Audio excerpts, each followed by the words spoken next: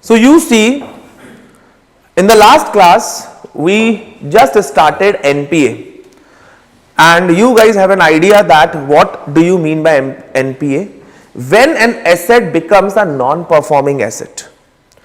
And while explaining the concept of non-performing asset, we have also discussed the idea of provisioning coverage ratio.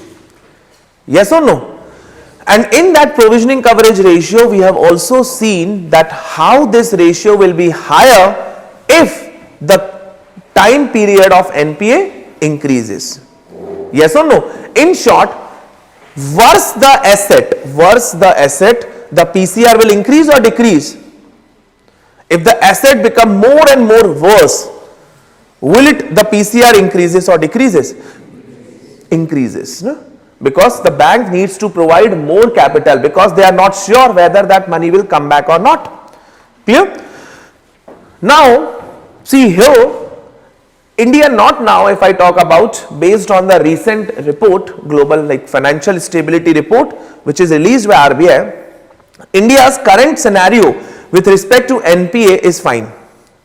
But around 2015 or starting from 2015 till 2019-20, if I talk about 4 or 5 years, India witnessed a serious NPA crisis, which it was commonly referred as twin balance sheet problem. And slowly, this problem translated into 4 balance sheet problem. So first, let us try to understand that why India witnessed high NPA and what were the consequences of that high NPA on the economy. Before we move forward to another topic, that is the measures taken to address NPA. So first of all, you should know why high NPAs. Let me give you a little bit story for this also.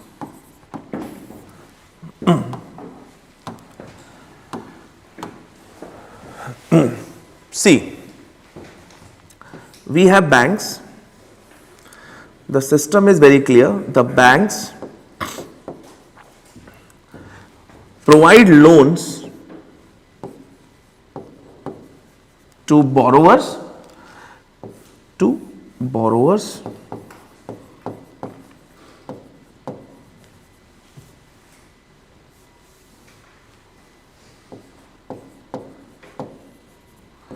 Now the borrowers regularly pay interest payments, or you can call it as installments, regularly paying installments. Clear? Now let us move ahead, or let me just tell you a bit of story. See, this century when it started, I am pretty sure many of you might have heard, clear, that many of you might have heard that this century is India's Asian century. India's century when this century started. And I would say that this is the this was the decade, like this 2000 till 2010, that was the decade when India actually witnessed a boom in its growth. India witnessed the highest average growth in that particular decade. From 2000 till 2010, that's why it was like everywhere India's economy was booming. Excuse me. India's economy was booming. Everywhere, okay, this century will be Asian century. I'm pretty sure in the international relation you must have also seen the concept Indo-Pacific. Earlier that concept was Asia-Pacific in the international relations, but just because when your stature in the economy increases, everyone is like coming to you. You see na, देखो China का इतना economy weightage है. Is anyone daring to have a direct confrontation with China? No. So economy has that much power in that. And today if you look at in our economy also, it is very, I would say, having sound macroeconomic fundamentals as compared to the global economies. UK देखो recession में, European countries में Germany also not going good, US also not recovering very fast. That's why you see जो foreign investors है, why they are like coming to India. They know that Indian economy as of now is having decent macroeconomic fundamentals and there is a good chance that this economy will grow. That's why they are putting a bet on the Indian economy, bringing their money in the Indian stock market, and you see that's why our stock market is booming. That's why they are able to generate the returns. So Indian economy, if I talk about during that period 2000 to 2010, it was the best period. अब जब best period होता है ना, boom होता है ना, so I am pretty sure आप में से भी some of you might have invested in crypto in some 3-4 years back और 2 years back and you might have earn some money also. तो फिर तो आप अपने दोस्त को बोलते थे अरे यार चल तेरे को 5 स्टार में ना तेरे को चाय पिला के आता हूं, यस और नो, अरे यार आईफोन लेके आते. तो वो क्या होता है ना, इमीडिएट जब इनिशियल होता है ना तो that goes to your mind, है ना, वो इनिशियल पैसा जा सीधा माइंड पे अटैक करता है ना. So what happened when Indian economy was booming? The borrowers, which was mainly infrastructure developers, borrowers which were mainly infrastructure developers, mainly I am talking about, clear? They were like, okay, let's invest. Indian economy was booming. Let's put more and more money on investment. Let's build more and more infrastructure. But infrastructure requires huge money. Yes or no? It's not easy. So it went to the bank asking for the loan. Bank was like, okay, some banks they have given it, but these companies, the corporate, they need more and more money. Now how can the banks give the money to the corporates who are doing the infrastructure for a longer period of time? No. Banks provide the funds only and only for, you can say, short to medium term like up to 10-12 years. But infrastructure projects require money for around 15, 20, 25 years. So thereby what happened, they have also been forced from the upper side, kind of I would say from the political side, to provide the loan. And why I am saying that? Because it was actually the public sector banks that provided the majority of loan to the corporate during that boom period. I am talking about 2000 till 2008, not even 10 also, till 2008. So they were also forced that, okay, don't worry about the credit worthiness, let's provide the loan. So loans were going on, they were going very ambitiously, building the infrastructure and all. Now as I told you, bank operate in a multi-risk environment. In 2007, everyone knew what came up. Global financial crisis hit. Now with that global financial crisis, that was a kind of market risk. With that global financial crisis, the demand, try to understand, with the global financial crisis, starting from 2007,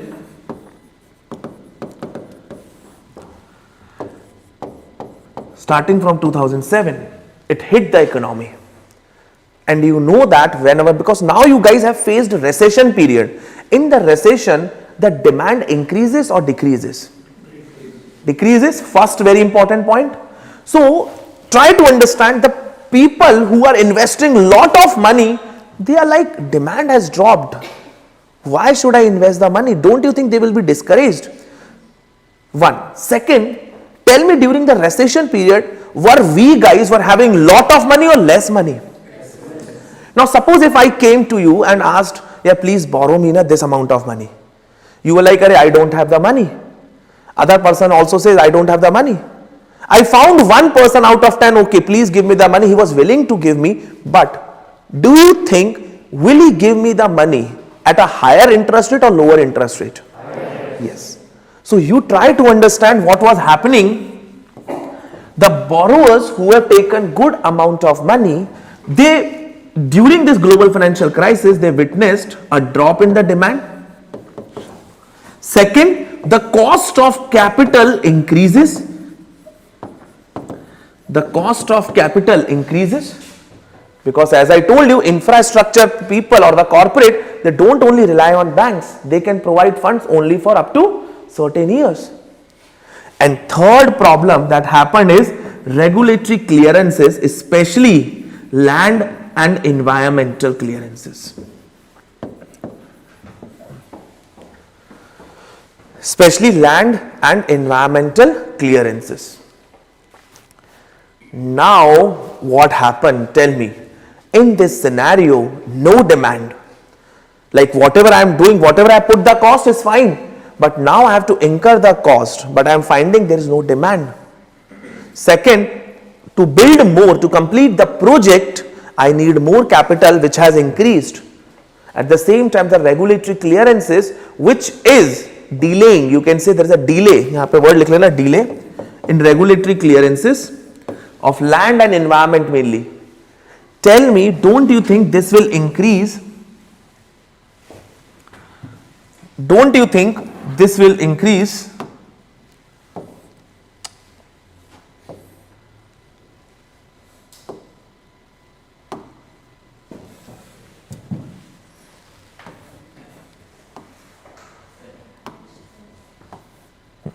so don't you think this thing will increase the cost and the demand is less? Yes or no? Now tell me what will happen to these infrastructure projects that started. What will happen? The infrastructure projects started to get stalled. Yes or no? Infrastructure projects get stalled. Because now they are like, I have spent the money but I am not finding any demand. And I cannot take more capital at a higher rate to complete this project. So what happened? Infrastructure project get stalled. Now try to understand, when infrastructure project get stalled, will the borrowers get the returns from the infrastructure project? Tell me, will it get the return? No. So the returns from infrastructure projects which they were expecting, because Indian economy is like booming. So returns from infrastructure projects will not come. Basically, in short, their revenue will be declining. Now, before I continue, just one term I like to talk about. There's one term, you can make it at the like box at the side, one term known as interest coverage ratio. Interest coverage ratio, ICR. It is equals to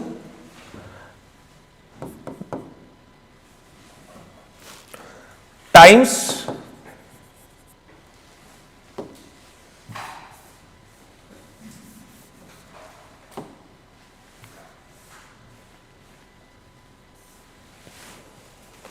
so interest coverage ratio is revenue earned divided by interest payment. Interest payment. In short, how many times of the interest payment is the revenue earned? How many times of the interest payment is the revenue earned? Now tell me, according to you, should the revenue earned be higher than the interest payment or interest liabilities? Yes or no? Should the company earn more revenue than its interest liabilities? That means ICR should be more than 1 minimum and should be as high as possible. Yes or no? ICR, try to understand interest coverage ratio. Interest coverage ratio says that how many times you are earning the revenue as compared to your time interest liabilities. अगर interest liability 100 है, कम से कम आपको 100 रुपए तो कमाना पड़ेगा. Yes or no? Then only you will be able to repay the debt. Otherwise क्या होगा? Due बनेगा slowly NPA. So ICR should be more than 1. It's very simple. This is cost. So you need to earn more revenue than the cost. That's it. Clear? So ICR should be more than 1. Now companies, what happened? Companies in the initial times, they were having very good ICR of 2, 3. It was a good ICR because they have so much leeway to even repay their interest liabilities, and they were doing it. But during 2007 period, as I told you, once the infrastructure project gets stalled, returns started to decline. And when returns started to decline, tell me that in short revenue started to decline, will ICR decreases or increases? Decreases. And if ICR starts decreases, and if it goes to lesser than 1, what does that mean? If ICR goes lesser than 1, what does that indicate? Revenue is less and interest is more. So basically it means that company is not earning enough to even meet their interest payments. If ICR goes less than 1, what does that indicate? That company is not earning enough to even meet their interest obligations. So slowly it was found that ICR goes to lesser than 1. When the economic survey of that year came up, like around 2012, it says that ICR was around 0.4, 0.5 of the companies. Here again indicating the company was not earning enough, which highlighted that companies now balance sheets have over leveraged. Over leveraged in short, कि basically they have asset but they are not like returning, like they are not giving returns. Companies के जो asset है, infrastructure projects, but they are not giving any returns. On the other hand, the company have huge liabilities. Yes or no? So what happened? Try to understand when ICR goes lesser than 1. When ICR goes less than 1, will it be able to repay the installments? No. Will it be able to repay the installments? No.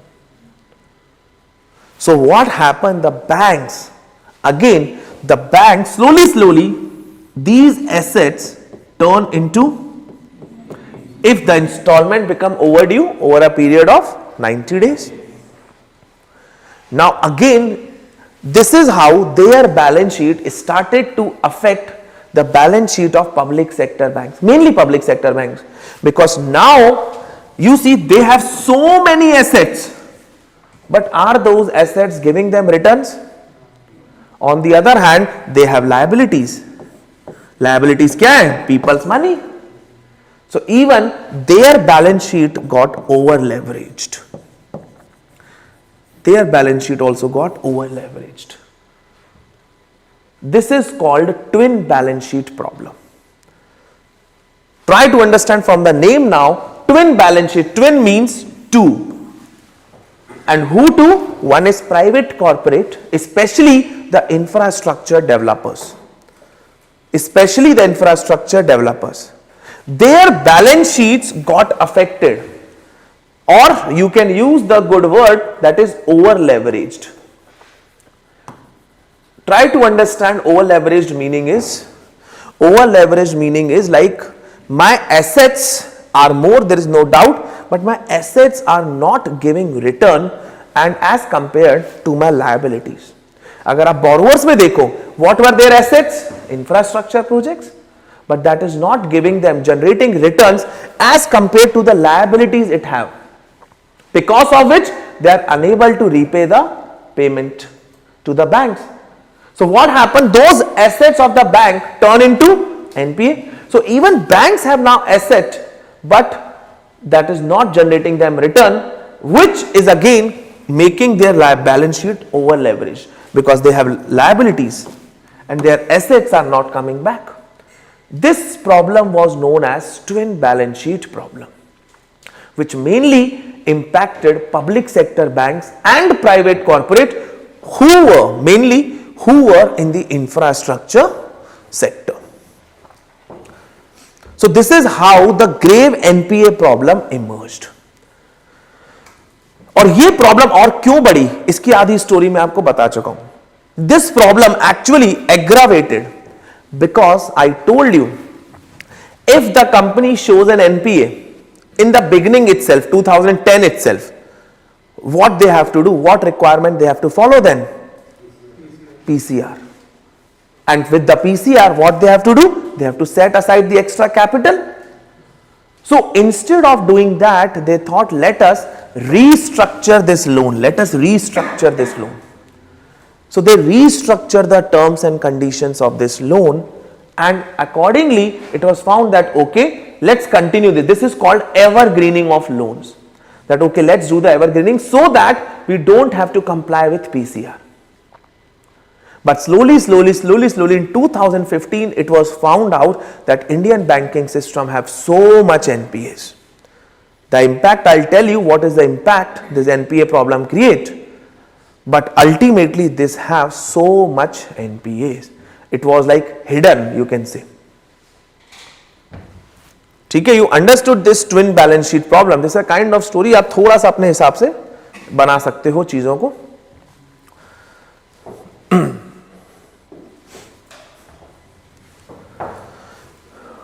See, I think CI is having doubt in repo or variable rate reverse repo and GSAP. See, I think that has already been covered in monetary policy. So I'll not be taking right now here that thing. ठीक है, अब इसका impact, what do you think the impact of such whole problem would have created on the Indian economy? The impact. And all this I'm telling you have already covered. It's like just आपको ना वो points निकालने की देरी, brainstorm करने की देरी. Tell me what according to you would be the impact of such problem. Now problem, you try to understand the borrowers, the corporate, they don't have the money. Because if they would have the money, they would be able to repay the interest. But they were not having money. On the other hand, if I talk about the banks would have, does it have the capital? No, it don't have the capital. Because they have not got the money back from the borrowers. What impact such problem would create? Sorry?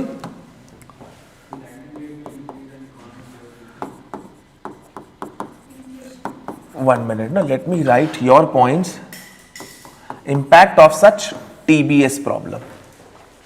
Tell me now, one is lending rate will increase. Inflation, why is it so? Second thing you talked about, that is economic growth. Why economic growth will reduce?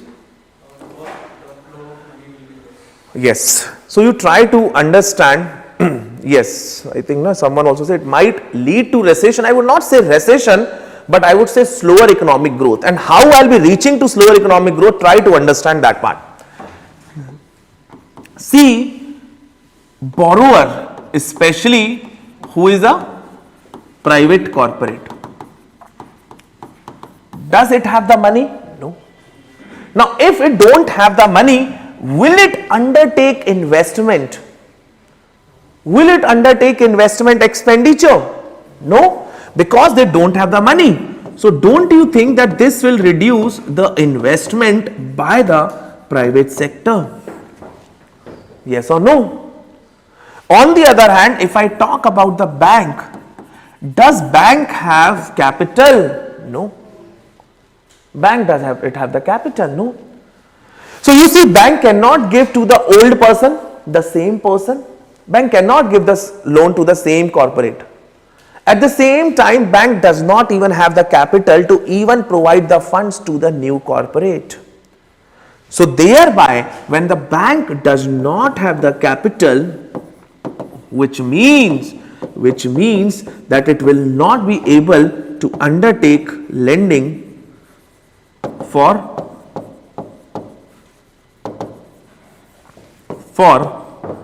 investments.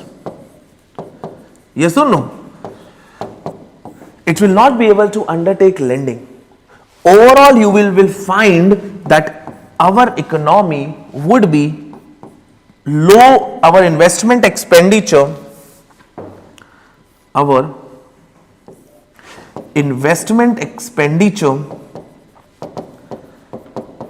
will decline.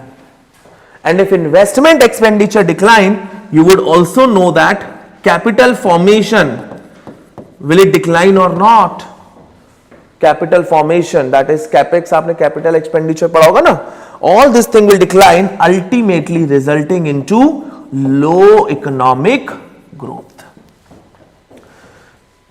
ठीक है, आप लोगों ने ये भी कहानी थोड़ी सी, aggregate demand equals to C plus I plus G plus NX. What is this? Expenditure method for estimating GDP. आपको ये याद रखना है. This you need to remember, guys. It's very important. Aggregate demand equals to C plus I plus G plus NX. Investment significantly dropped.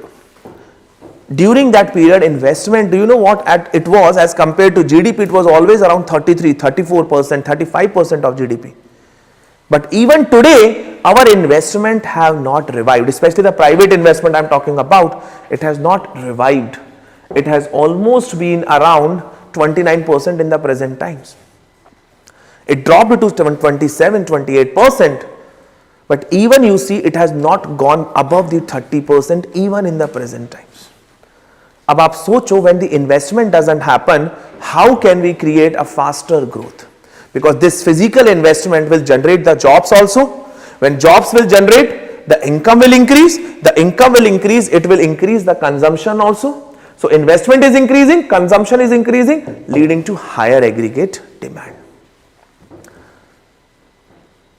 But this NPA created such impact, and that's why you must have witnessed 2015, 16, 17 onwards. Even the reforms were undertaken, our economic growth was not high. And the reason, one of the major reasons behind this is this NPA problem. This NPA problem. Even this was reflected in the economic survey, last year economic survey also. That our growth could have been higher. It's just that this NPA problem have kind of prevented it. Okay?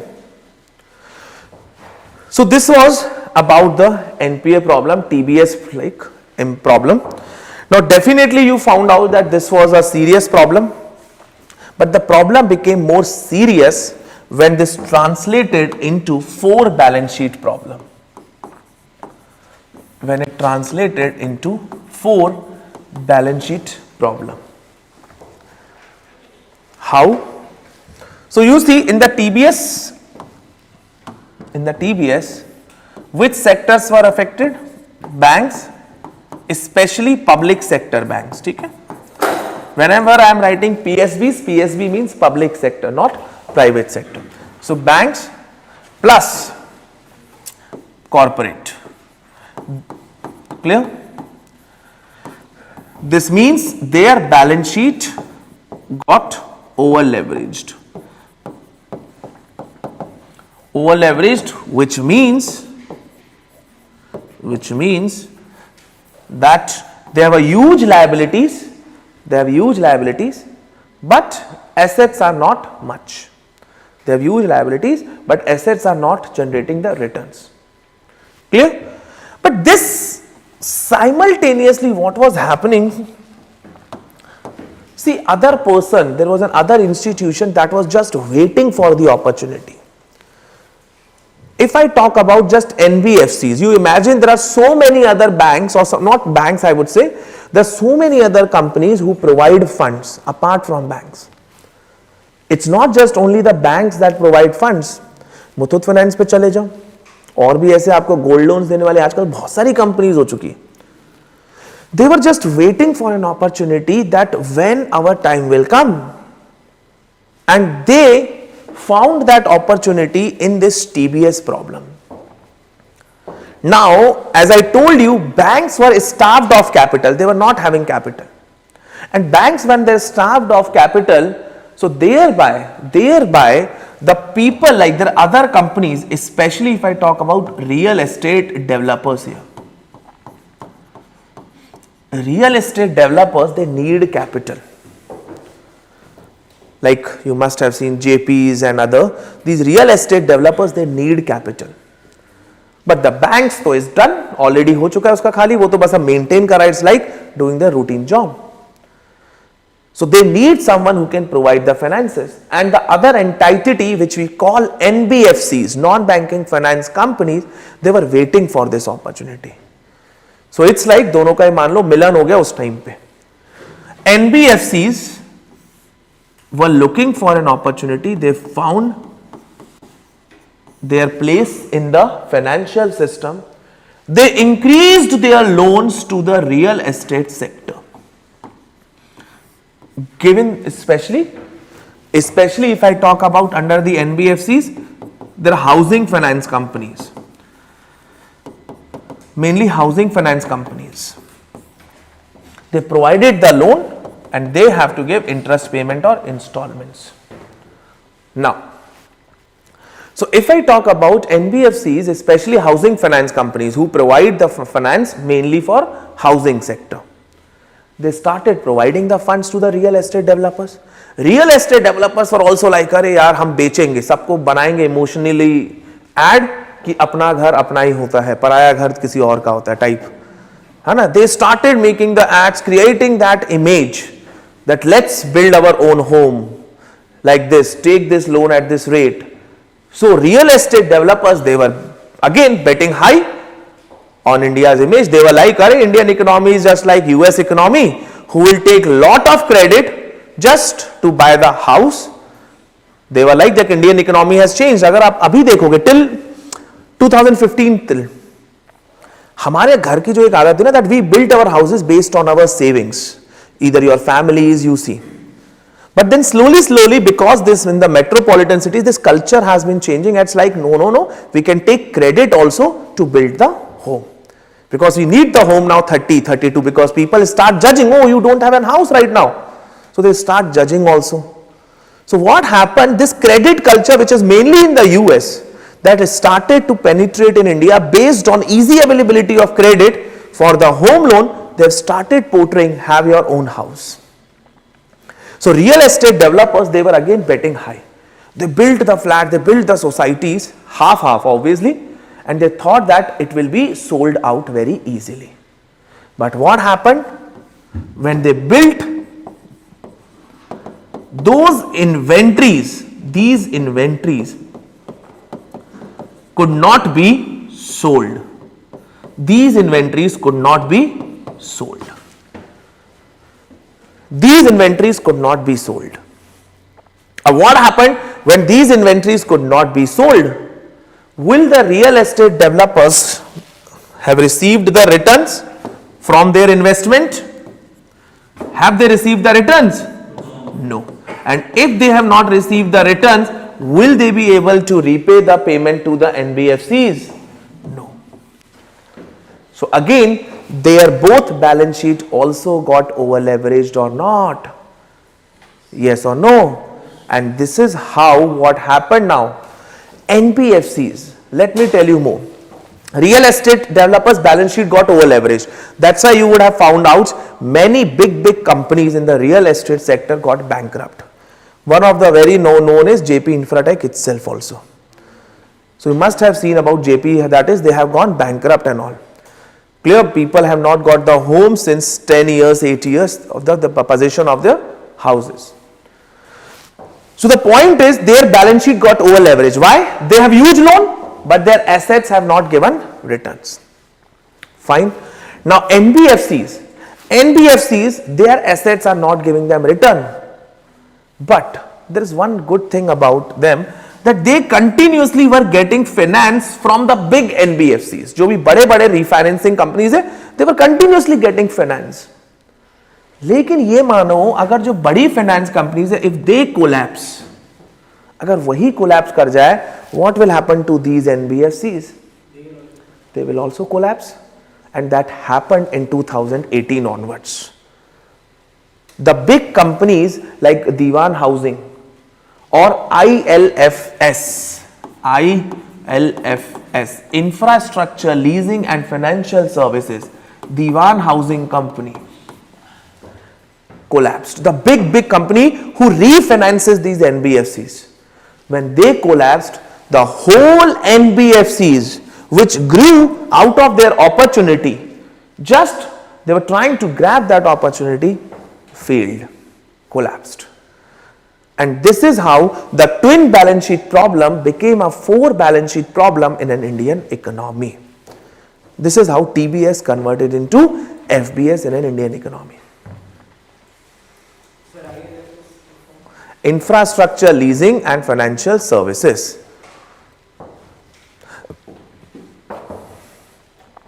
ठीक है? So that's why you imagine 2018 onwards again we were feeling short of capital. That's why you see our growth have never been that fast. Even we undertook GST, demonetization, digital payment, formalization of economy, whatever reforms you say.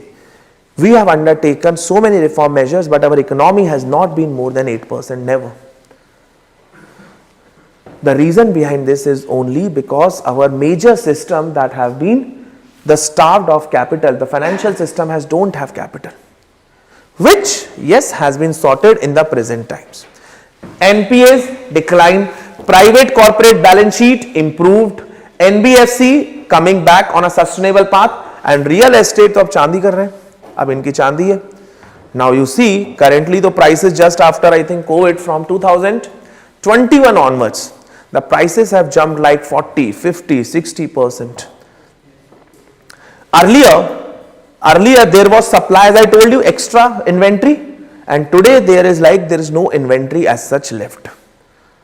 So they are like, okay, give me the house, and that has increased the prices.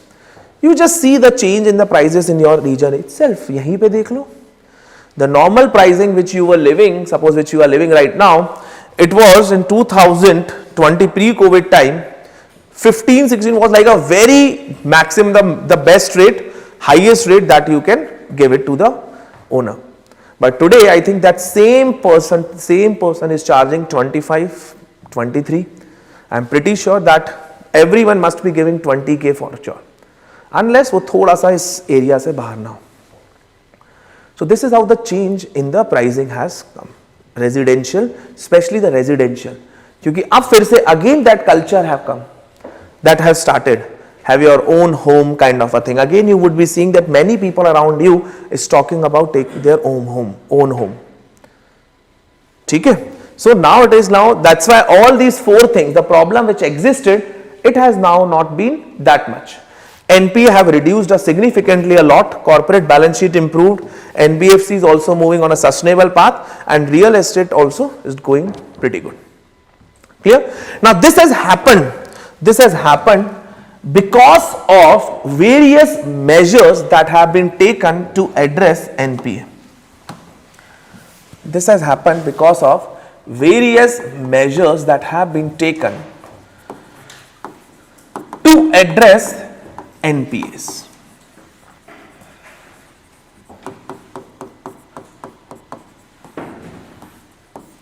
ठीक है, इसकी एक timeline बनाते हैं पहले तो. Let's make a timeline.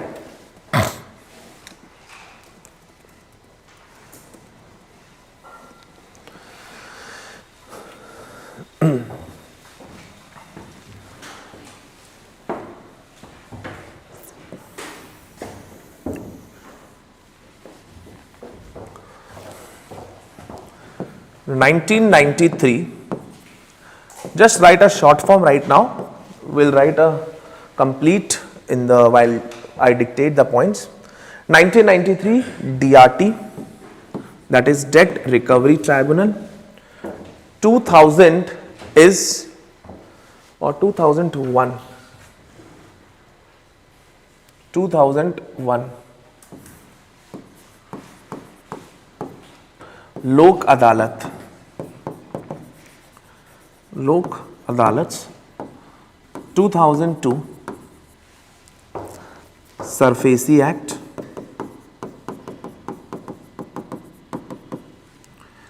Asset Reconstruction Company. Prompt Corrective Action. Prompt Corrective Action. Then we have 2014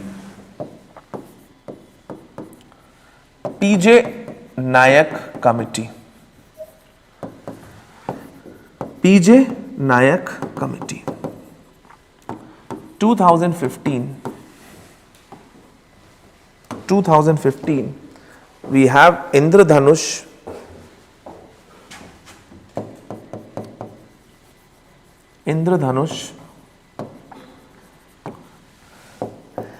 D-SIB,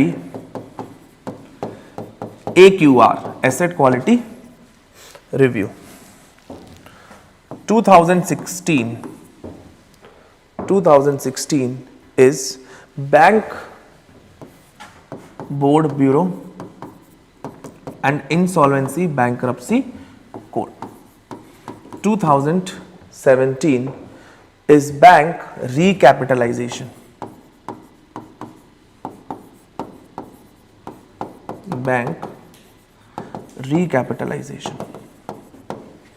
Then 2018 Project Sashakt.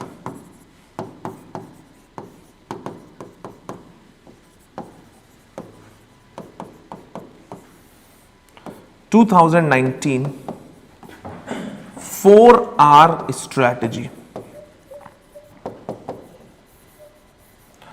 And then 2021 Bad Bank.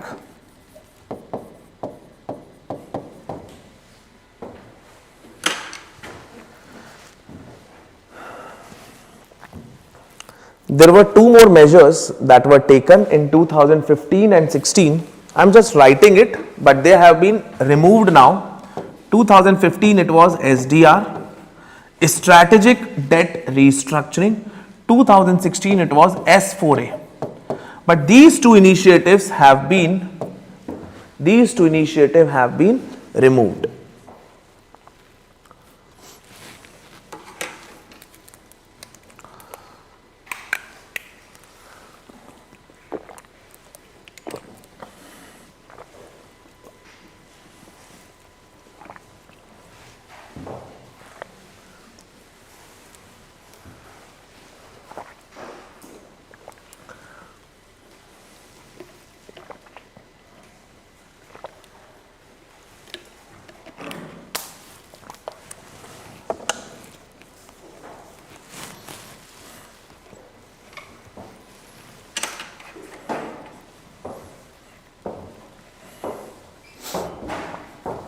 चलो start करें वन बाय वन. ठीक है. See the first measure is DRT, that is Debt Recovery Tribunal. Just try to understand that suppose if someone would have given a loan in the earlier times, what would be their first resort? अगर आपने किसी को पैसा दिया होगा तो सबसे पहला रिजॉर्ट क्या होगा? To take out the money. क्या बोले? बिल्कुल ऐसा ही होता है. जनरली वी से कि यार तेरे को तो मैं कोर्ट में ले जाऊंगा. यस और no? Before even going for other option, generally there are other options, but it's just like the first measure we see always is let us take to a court. This is not a good move in the first instance, but it has been there in our country at the first time. So basically in the first time the tribunals, the specialized tribunals were set up. ठीक है, polity पढ़ चुके हो ना? So let me check your knowledge little bit about tribunals. First thing, tribunals are mentioned under which article? 323? A or B or both? Yes, chalo, very good. ठीक है. So tribunals, they are mentioned under article 323 of the constitution. For A it is about administrative tribunals and for B is other purpose. But now the next, another very important part. See, tribunals, tell me, are they constitutional bodies? Are the tribunals constitutional bodies or extra constitutionals?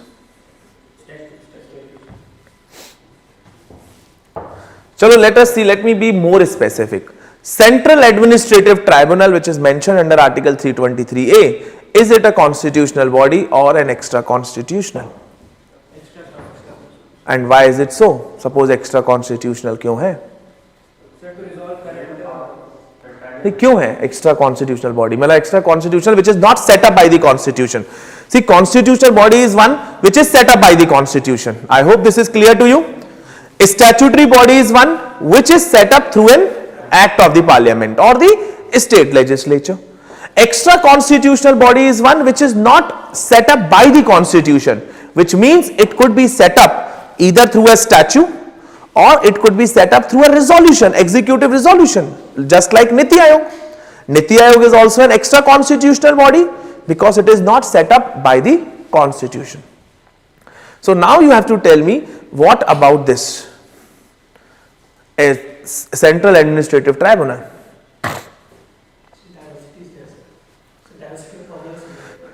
अरे नहीं, मैं ये नहीं पूछ रहा हूं कहानी. I am just asking whether it is a constitutional body or not, and if it is not, just give me a proper reason why it is not. How can I say that it is not? चलो, if it is not a constitutional body, then what according to you? Is it a statutory body? Is it an executive body? कुछ तो होगी. देखो, आपने ये तो थोड़ा बहुत वेन डायग्राम समझते हो, नहीं समझते? Venn diagrams. See, constitutional body is one which is set up by the constitution. Yes or no? Then there are bodies which are statutory bodies, which are set up by the act of the parliament. Statutory means statute. And then we have, statute means again law. Okay? Statute is act. And then there are executive bodies. Executive means which are set up through a resolution. And this is known as extra constitutional. Why it is called extra constitutional? तो अब ये देखो, इन दोनों में कोई overlapping नहीं होगी. So this is constitutional, all the bodies which are set up by the constitution. The bodies which are set up outside the constitution is known as extra constitutional. Under this both will come, statutory, executive, but they both will not overlap, क्योंकि दोनों body एक ही होगी ना, या तो statutory होगी, executive. अब आप बताओ, Central Administrative Tribunal, okay, I get your point. You are saying that it is not constitutional. It is extra constitutional. But extra constitutional, either it could be statutory or either it could be executive. So how do you find any body is constitutional or not? One by one, huh? Derive its power from the constitution. Existence in the constitution, कुछ specific word is right, both of you, but देखो, आज मैं एक बहुत बढ़िया चीज तुम्हें बताता हूँ. See, in the constitution, क्या आप लोग तो कहना लक्ष्मीकांत ज्यादा पढ़ते हो, don't PM बख्शी क्या कम पढ़ते हो ना? In the constitution articles, you must be seeing this word, there shall be. Yes or no? Now in the constitution, whenever the article says there shall be, shall means that that body is set up under the constitution, or that fund is set up under the constitution, or that constitutional functionary is set up by the constitution. Why? Because shall means mandatory. अगर लिखा है there shall be a president, that means the president has to be there. So means president is set up by the constitution.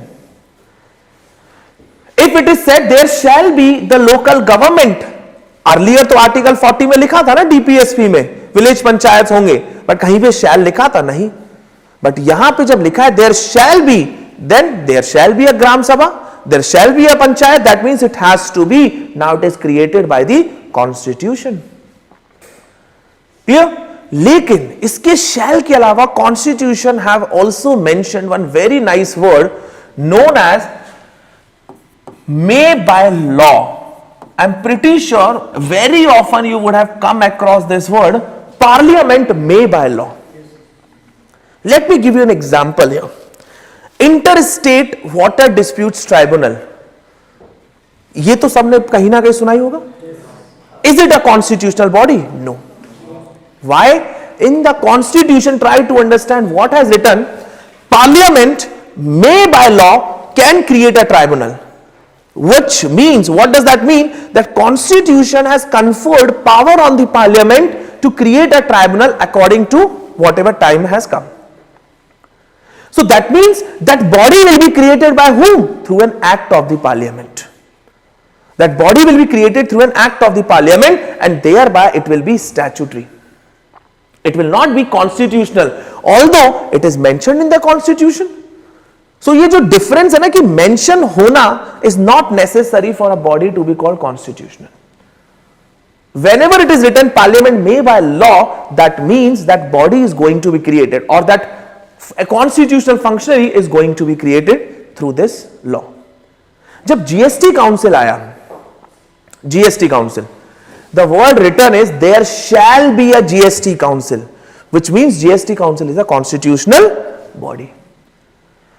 Like if I talk about Article 323A, Article 323A, let me talk about that. 323, it says, it doesn't say there shall be a administrative tribunal. It says parliament may by law can create. And that's why parliament have passed an act known as Administrative Tribunals Act 1985, under which these tribunals are created, CAT and state administrative tribunals. So they are statutory bodies. Clear? अब एक last चीज, जैसे आप लोगों ने 3 funds पढ़े होंगे, consolidated fund, public account and contingency fund. Are these, see, all these 3 funds are mentioned in the constitution. I am pretty sure there is no doubt about that. Article 266 and 267 I think. 266 में तो 1-2 में है ही है, public account भी उसमें, 267 में contingency है. But are all these funds are constitutional funds? Can I say that all these funds are created by the constitution? Can I say this line? बताओ.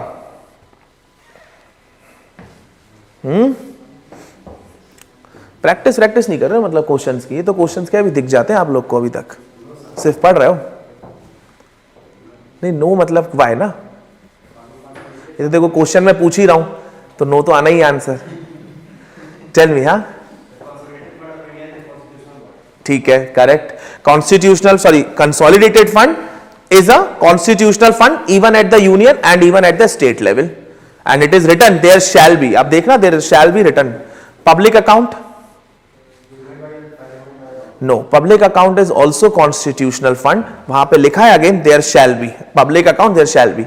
But जब 267 contingency में देखोगे, you will find out parliament may by law can create a contingency fund. You will find out this line, which means contingency fund is a fund not created by the constitution. It's a statutory fund. और उसके लिए act भी बनाई है parliament ने. सो ये क्या है ना, कोई भी चीज अगर आपसे कोई पूछता है ना, constitutional, either body, either funds और either functionaries also, it is dependent upon whether the word mention there shall. अगर कहीं भी पार्लियामेंट मे बाय लॉ पूछ लिया, may by law, that means that body is created through an statute. इसमें सिर्फ एक shall का एक एक्सेप्शन है, inter state council under 263, article 260. उसमें लिखना प्रेसिडेंट लिखा है, president by order can create N inter state council, है ना, but that is constitutional body. चलो, so coming back, this DRTs, as I told you, DRTs, these tribunals, they were specialized tribunals which were set up for the recovery of dues. Specialized tribunals, and I'm pretty sure you know that tribunals, they are created for the fast disposal of cases. Purpose was that only, although it never achieved, but purpose was that. Now these DRTs are statutory because they are created through an act of the parliament. Clear. So कुछ points लिख लो DRT के 3-4 जो facts अगर आए तो. DRTs were established, DRTs were established to facilitate the debt recovery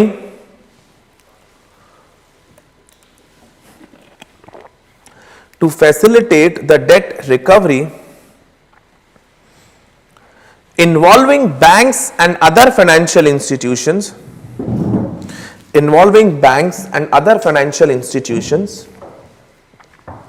with their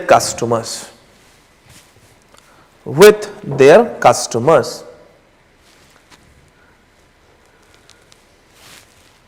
Next, DRTs are statutory bodies. DRTs are statutory bodies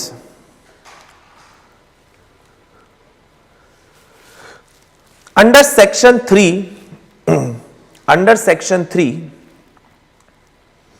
of the RDB Act, under section 3 of the RDB Act 1993. RDB का full form लिख लो, RDB Act 1993, in bracket में RDB का full form लिख लो, recovery of date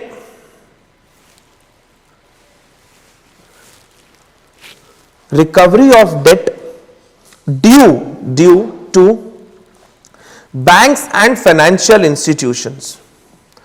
Banks and financial institution. Next point,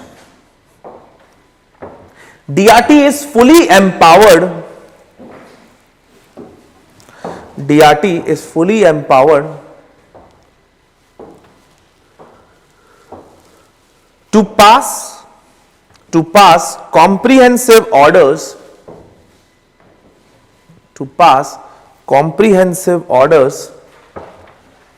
like in civil court, to pass comprehensive order like in civil court.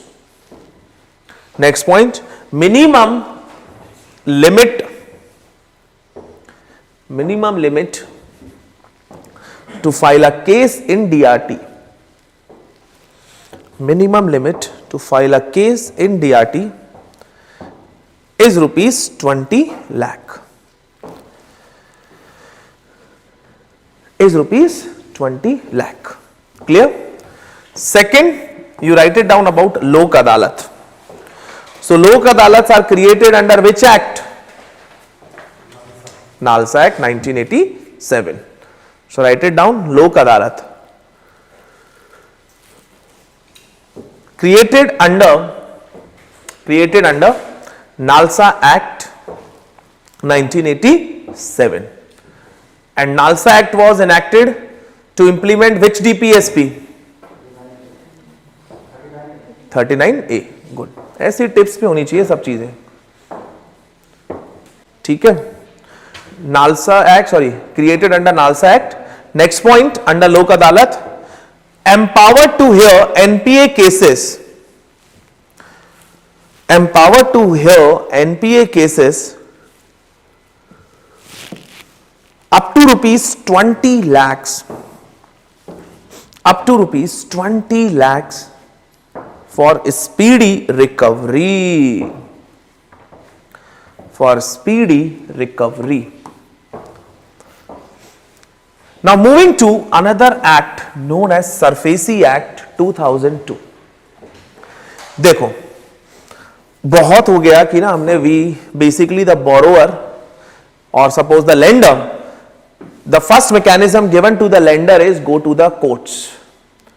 Go to the courts. But I'm pretty sure you all know that courts take a long time in disposing of the cases. So what happened? The government came up with another act, a very important act known as SARFAESI Act. SARFAESI Act. The key aspect of the SARFAESI Act is, it confers direct powers to banks and financial institutions to seize the properties of the borrower. Direct power दी, कहते हैं कि आपको court में जाने की जरूरत ही नहीं है. What you have to do, it says that if you have a collateral of the person, you give them a notice 60 days in advance in writing that if you have not repaid the loan in 60 days, your property will be seized. And then banks and financial institutions can directly seize their properties, can even manage their properties, can even auction their properties. Like that. So this is like giving direct powers. This is one way. SARFAESI Act is not just only about this.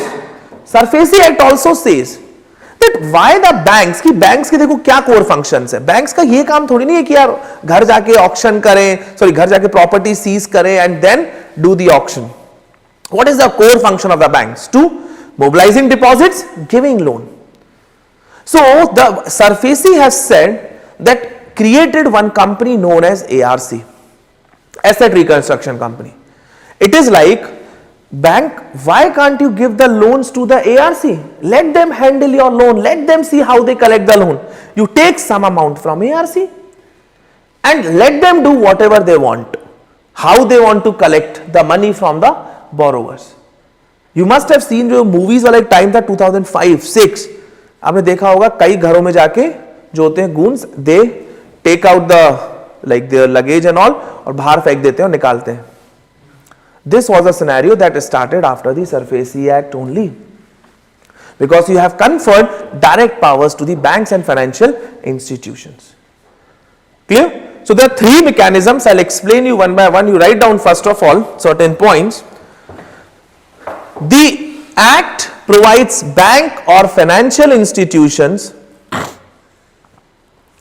The Act provides banks or financial institutions to recover their NPAs, without the involvement of the court. ये key aspect है, without the involvement of the court. To recover their NPA without the involvement of the court through acquiring and disposing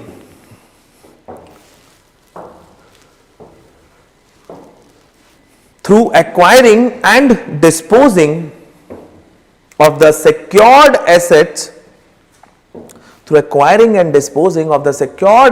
in NPA with an outstanding amount of rupees 1 lakh and above.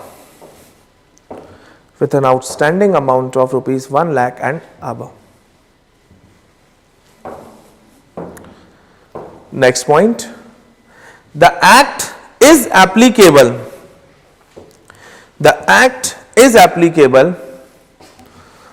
Only against the secured creditors. The Act is applicable only against the secured creditors. In bracket involves, that is collateral. So it can only be applicable against those people where there is collateral involved. अगर collateral ही नहीं होगा तो क्या seize करोगे? Clear? Next point. Available with scheduled commercial banks,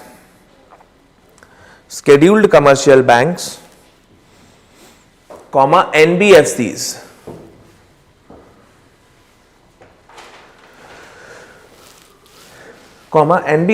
And cooperative banks.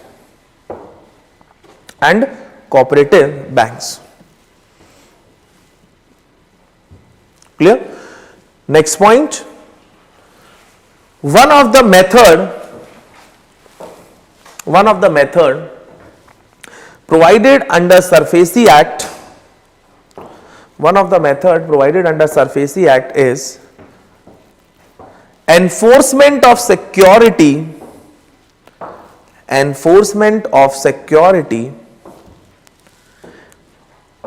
without the court intervention.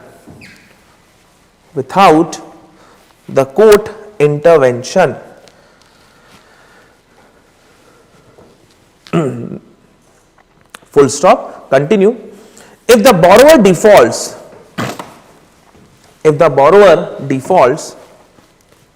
the bank can take over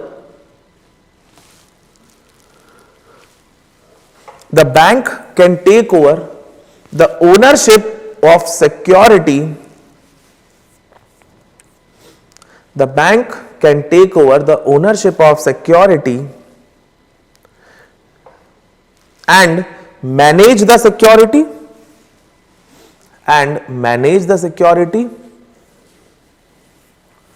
or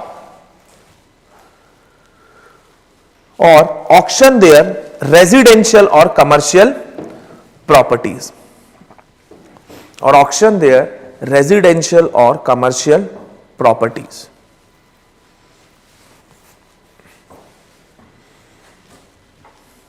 Next point. The Act encourage the setting up of The act encourage the setting up of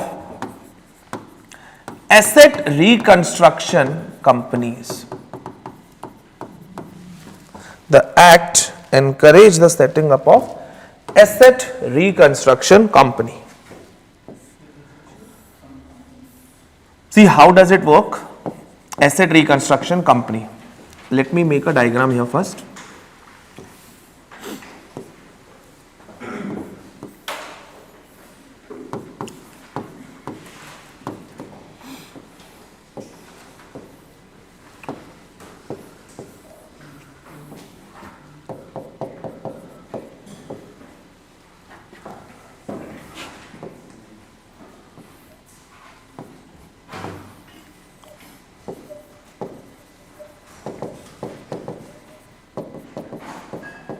देखो, bank sorry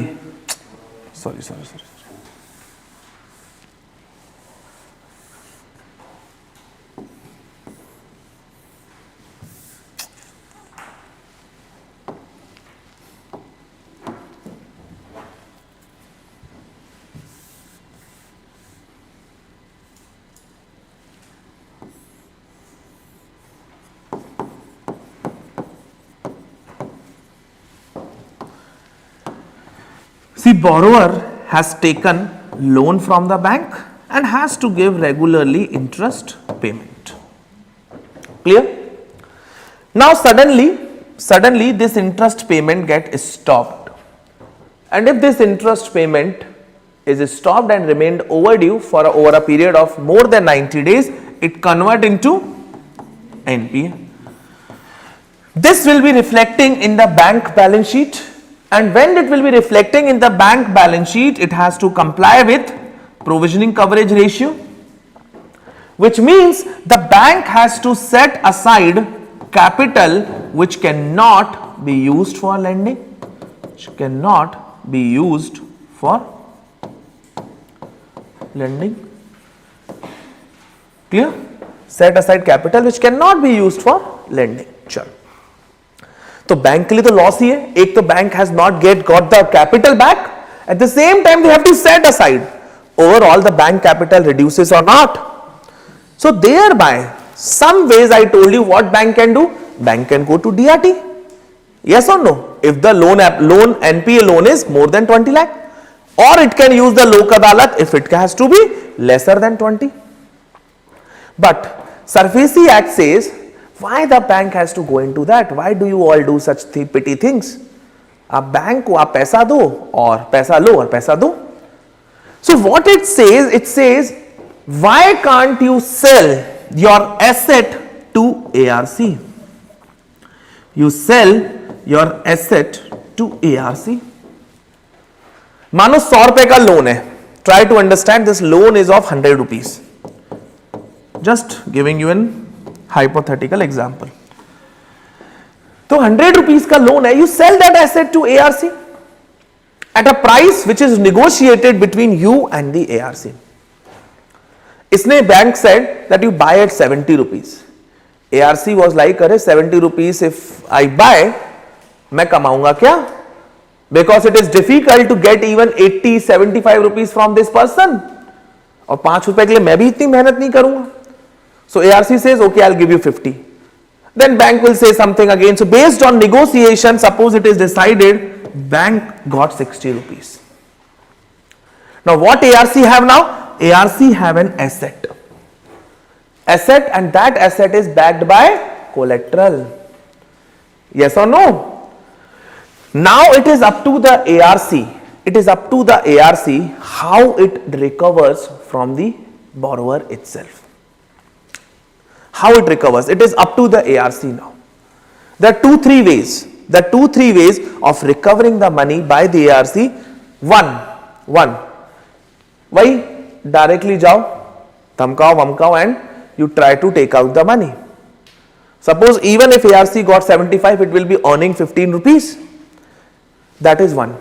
दूसरा, I told you it is a secured asset. Secured means collateral backed asset. ऐसे करते करते ARC must have got the assignments from various people. And what it can do, उन सबको मिला के एक अच्छा सा एसेट बना दिया and sell that asset and sell the asset after pooling to the some investor. And what ARC can get? ARC can get money. जैसे आपको ना यहां पे आपने देखा होगा, जैसे म्यूचुअल फंड है, म्यूचुअल फंड में कुछ कंपनीज अच्छी है, कुछ ऐसी कंपनीज को भी घुसा देते हैं, चलो कोई बात नहीं. If someone buy mutual fund, they are also buying the shares of this company. Yes और no? In the same way, if ARC have so many assets, they try to pool together various assets और एक छोटे से asset को ना घुसा देते हैं ये वाले को भी, and then they sell that asset to the investor. Investor will buy that complete asset जिसका वो पैसा देगा ARC को. This practice is known as securitization. This practice is known as securitization. Somewhere I am just writing. Securitization is pooling of asset. Pooling of asset. ठीक है? So securitization is pooling of assets. So this is how the ARC will work. अब इसका advantage देखो. What advantages it is going to bring? There are two main advantages the banks will be having after the creation of ARC. If they have given the loan to the ARC, one, banks will be able to concentrate on core banking activities or not. They will be able to concentrate on core banking activities, yes or no? Second, this is fine, but another very important key part. While they will be able to concentrate on core banking activities, the capital will also increase. And this capital will increase for lending. There are two ways. One, they will get some money back of their NPA. Yes or no? They will get some money back of NPA. At the same time, they don't have to comply with PCR now. Will they have to comply with PCR now? No, because that asset has now been cleaned from their balance sheet. It is no more a NPA in their balance sheet. So that is another advantage, that if the balance sheet get cleaned up, the banks are also happy because they don't have to set aside the capital. Yes or no? They don't have to set aside the capital. Thereby, bank will have now more funds or not, more capital or not for lending purpose. Yes. Yes. Are you getting my point? So banks have an advantage. They will be twofold advantage. One, concentrate on core banking activities concerned with mobilization of deposits and giving the loans. Second, unlocking the capital which can be used for fresh lending through two ways. One, repayment of some money, and second is they don't have to comply with PCR now because their balance sheet, in bracket you can write it down, balance sheets get cleaned up, cleaning up of balance sheet. क्योंकि ये word आ जाए ना तो उसका meaning क्या होता है? Cleaning up of balance sheet. That asset is no longer considered an NPA, and if it is no longer considered an NPA, why do they have to now apply this और follow this PCR requirement? They don't. Clear? What about the ARC? Again, another advantage, ARC is specialized in such recovery. So for ARC, they are getting a business and they are specialized in this recovery business. They are specialized in this recovery. So overall chances, there is a high probability of recovery of loan. Clear? This is how ARC works. So write it down, some points about ARC apart from this diagram, kuch factual information.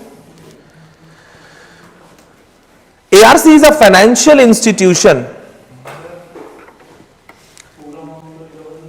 नहीं पूरा हो भी पाएगा क्या? नहीं, नहीं, वही बोल रहा हूं ना, वो बैलेंस शीट जितना मिला खत्म, दैट्स इट। ठीक है, कभी पूरी रिकवरी कर पाए हो क्या? तुम लोग फेस नहीं किए हो ना, हम तो फेस कर चुके हैं। ये होता है यार, तू दे, बस दे भैया, 500 का तू 300 दे, कोई बात नहीं, जा निकल बस। 300 की रिकवरी में खुश हो जाते हैं हम लोग, है ना, ये सोच के कि 200 में घाटा हो रहा है, नहीं। अब जैसे कितने करोड़ का, 9,000 करोड़ का ही था ना आई थिंक, इस पे माल्या पे, और वो क्या बोलता है कि मेरी सब ऑक्शन प्रॉपर्टीज करके मेरा 5,000 करोड़ का मैंने लोन दे दिया, मेरे को नो ड्यू एग्रीमेंट साइन कर दो, I will come back to India ना। बैंक्स कहती हैं क्यों भैया, 5,000 करोड़ में क्या हम 4,000 करोड़ का लॉस खाएंगे क्या? So then that dispute happened, और फिर उसके बाद वो सॉर्टेड ही नहीं हुआ मैटर। तो ऐसे करके वही सोच है। अभी मैं एक राइट ऑफ का कंसेप्ट बताऊंगा कि राइट ऑफ का क्या होता है कंसेप्ट। चलो मैं यहां पे बात निकली, मैं बताई देता हूं, छोटी सी एक कीवर्ड, 1 मिनट। देखो, आपने ये वर्ड सुना होगा, write off asset. Write off, इसी से मान लो एक जनरल टर्म है बैंकिंग में, and it has been greatly used in the recent times. Write off, see the problem number 1 you found, like you understood, if there is an NPA the banks needs to set aside the PC capital, clear, बहुत बढ़िया। अब second जो major problem क्या आती है, अब banks को किसी से लोन है, मान लो सपोज तुम पे लोन है, तुम चुका नहीं पा रहे हो, so what happens, the interest payments are continuously going on and even at the dues, so overall interest dues charges, loan amount अगर 100 रुपए का है, करते करते करते it might increase to 300 rupees, yes और नो, एंड जितना जितना बढ़ता जाएगा due amount, higher capital I have to set aside for provisioning, which means I will be left with less capital, yes और नो। सो इसमें उसका तो लॉस है ही है, बिकॉज 100 का लोन जो पेंडिंग था 300 हो गया because of missed interest payment and other dues, but मेरा भी तो लॉस हो रहा है अगर अब देखा जाए तो। So what happen is the concept known as write off. Write off means if I removed his asset from the balance sheet, removed asset from the balance sheet, but it does not mean that I have written off his dues.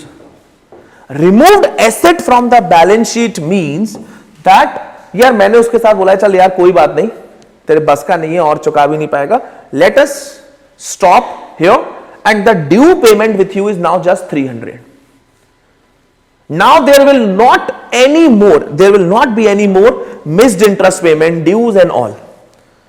So what we have done is his asset has been removed off with us saying that okay, this is the due amount. This is the due amount. That means no more interest payment or due other charges. But again, this does not mean, I am again telling you, write off does not mean that I have forgotten his dues. वो तो अभी भी है उस पे 300 रुपए. It's not that I have forgotten his dues, but what I am doing is I am cleaning up the balance sheet. I am cleaning up the balance sheet because as soon as this asset, try to understand, as soon as this asset is removed from the balance sheet, yes, I know I will not be able to collect more dues from him, but my capital which was unlocked as a part of provisioning requirement, now that capital will be unlocked or not, because now when this asset is no more in the balance sheet, तो NPA मेरा कम हुआ या ज्यादा हुआ? NPA कम हो गया, and NPA जैसे ही कम हो गया, so I have to take out the capital which I have set aside. I can use that capital for lending purpose. That can help in fresh lending, generating profits from there, but at the same time setting aside the dues with him कि इसके साथ मेरा ये dues है, that's it. This is known as write off an asset. Clear?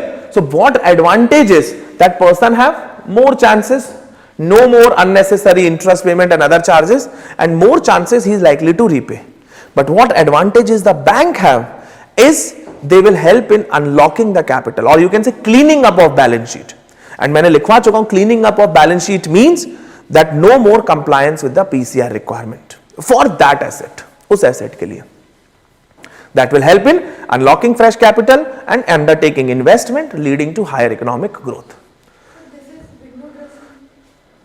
No, window dressing नहीं, ये नहीं होती है. This is write off. इसी से रिलेटेड एक वर्ड ऐसे छोटे छोटे और आपको और मिलेंगे. Write down. राइट डाउन में जैसे उसने बोला नहीं मैं 300 नहीं दूंगा, तो लाइक ही सेड मैं 100 रुपए ही दूंगा आपने. मैंने कहा नहीं 100 रुपए तो बहुत कम है, इतने इंटरेस्ट पेमेंट और सब में हमें भी मुश्किलें लगी हैं. वी नेगोशिएटेड टू 200 रुपीज कि चलो 200 देके खत्म करते हैं. तो this is known as write down कि जो 300 की वैल्यू थी he is giving me back how much 200, और जो 100 रुपए का हुआ वो उसका हेयर कट, वो मैं हेयर कट करवा के आ गया. That 100 rupees is hair cut in the banking system. Are you getting my point? So ये चीजें होती है, छोटी छोटी है बट आई तो नहीं अभी तक. जैसे 300 rupees is the due when I have removed it from the balance sheet. He agreed to pay 200 rupees. ठीक है, लिख लेना agreed total due at the time of removing the balance sheet, like removing the asset from the balance sheet. So this 100 rupees is haircut in the banking system. ठीक है, अब पूछो.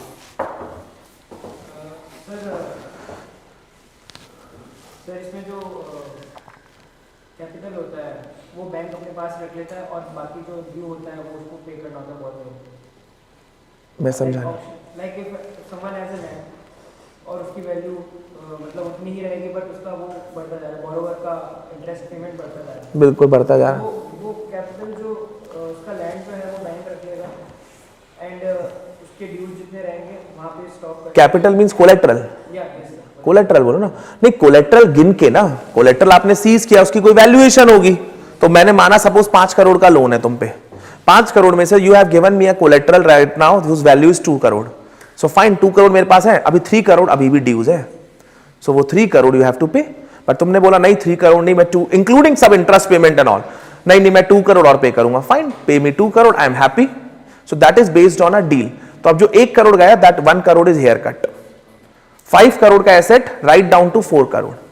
लेकिन इसमें एक प्रॉब्लम क्या होगी पब्लिक सेक्टर बैंक ऑफिशियल्स के लिए? Can you tell me? Write off दिखने में तो अच्छा लग रहा है, but don't you think there is a possibility of collusion between corporate and the banking officials? High chance नहीं है? क्या नहीं है? सपोज मैंने लोन किया, राइट ऑफ किया 100 करोड़ से 50 करोड़ पे, सामने वाला हैप्पी, कॉर्पोरेट हैप्पी, बैंक वाला कहेगा यार ठीक है यार दे मेरे को भी, और बैंकिंग ऑफिशियल भी हैप्पी, 2 करोड़ उसके घर पे पहुंच चुके हैं. तो टोटल उसको कितना देना पड़ा? 100 से 52 ही तो देना पड़ा. 48 करोड़ तो अभी भी सेफ हुए नहीं हुए. तो ये क्या होता है ना, इसीलिए डिफिकल्ट था one time, that is still I think 2015 it was difficult to write off the asset. But from the since so many years, since last 4-5 years, the write off assets have increased significantly. हम बात करते हैं farm loan weavers की, है ना. कभी हम right of बात करते हैं एसेट्स कॉर्पोरेट की, उनको तो ऐसे ही छूट हो जाती है. 100 करोड़ का 40 करोड़ 50 करोड़ में चलो जाओ. और हम फार्म लोन वेवर को लेके इतना ना ज्यादा हाइप बनाते हैं.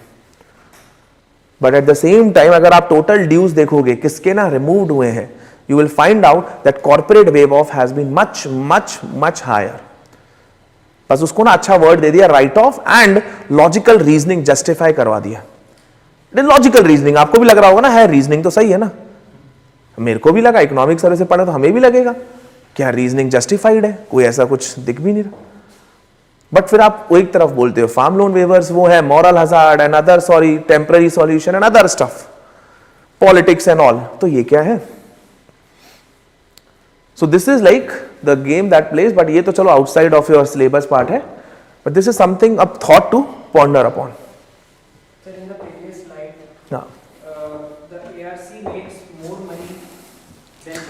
नहीं, एआरसी एक्चुअल में ना काम ज्यादा सक्सेसफुल रहा ही नहीं. ARC have not been that successful. There are 2 major reasons. 1, कहीं पे भी जब निगोशिएटेड वाली बात आती है ना, it's difficult to come to a compromise solution. क्योंकि तुम्हें लगेगा यार कि मैं ज्यादा से ज्यादा हड़प लूं, और सामने मेरे को लगेगा यार मैं ज्यादा से ज्यादा मैं मेहनत कर रहा हूं, मेरे को भी तो कुछ कमीशन मिले. मैं 5 रुपए की कमीशन के लिए इतना हेडेक थोड़ी नहीं पालूंगा. So that's why the first major reason why ARC, you see ARC was established since 2002. The first ARC established at that time, it has not been that successful. It has hardly disposed 5% of NPA, hardly disposed 5%. Economic survey gave that data. Hardly. This was first. Second reason, that was another very important part. ARC needs to buy the asset. अभी तो आपको छोटा सा दिख रहा है 100 रुपए का, but there is thousands of crore of NPA. Now, if thousands of crores of NPA as ARC has to buy, what ARC need? Funds. Where there is a shortage, वहीं पे shortage आ जाता है. Clear? These are the two major reasons because of which ARC has not been successful that much. ठीक है? Anything? देखो ARC private ARC है, मैंने risk लिया है, बिजनेस है ना, बिजनेस है अपना, मैं अपना बिजनेस लो, कोई फंड्स ले होंगे किसी से तो hedge funds and other fund, जो इन्वेस्टर्स ही कि चलो आई एम बैकिंग यू. ठीक है, चलो एआरसी के कुछ फैक्ट्स लिखो, अभी हमने लिखे नहीं है, हमने कहां पे कहानी में आ गए. It is a financial institution. ARC is a financial institution that buys the non-performing assets, that buys non-performing asset from banks and financial institutions, from banks and financial institutions, so that they can clean up, so that they can clean up their balance sheet.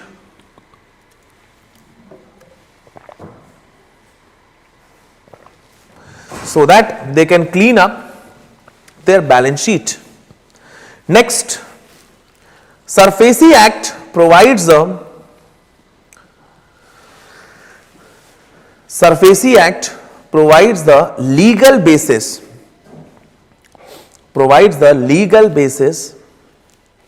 for the setting up of ARC. Provides the legal basis for the setting up of ARC.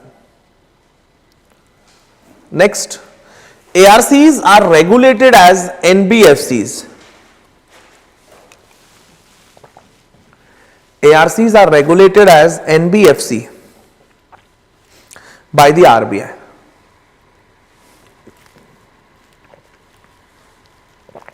By the RBI. Next, first ARC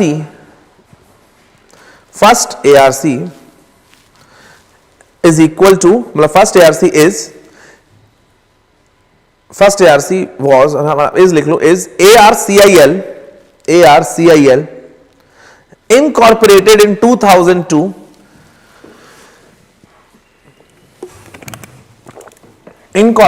2002, as a public limited company.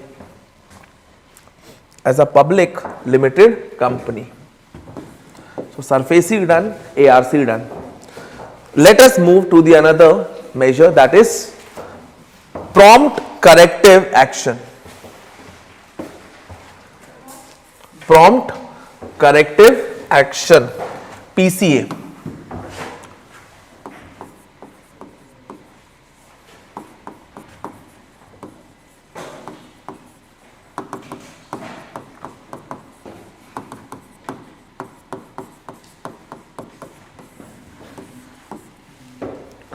Prompt corrective action, that is PCA. See, PCA was very simple thing, just like, suppose if I make it analogy with your health. See, suppose आपकी अगर health खराब होती है, आपको अच्छा नहीं लग रहा है, suppose you are not feeling well. There are two ways. कुछ लोग होते हैं नहीं यार, we'll take it, like we'll do it by our own. ठीक है, अपनी होम रेमेडीज लेते रहेंगे, they will not go to a doctor. 5 days happen, 6 days have passed, again their health have deteriorated. Again they are like, no, we are completely fine, we are perfectly fine, we won't go to a doctor, we won't give them a money and all, they are charging too much, they are looting us and all. So what will we do again? We'll wait for 3 more days, like again, and then suddenly our health might get deteriorated. And it is like again you have to get hospitalized.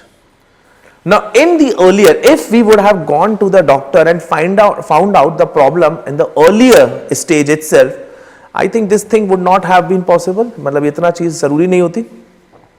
We would have मतलब doctor would have been able to found out the problem at the earlier stage, and our health might not have deteriorated that much. So basically, it says that you have to intervene at the right stage. Yes or no? Now there is another person who went to a doctor at the right stage. That okay, doctor, I am not feeling well. Just at that stage, compared to that person. Now that person goes to a doctor. Doctor says, "यार ऐसे तो I won't be able to tell what problem you are facing."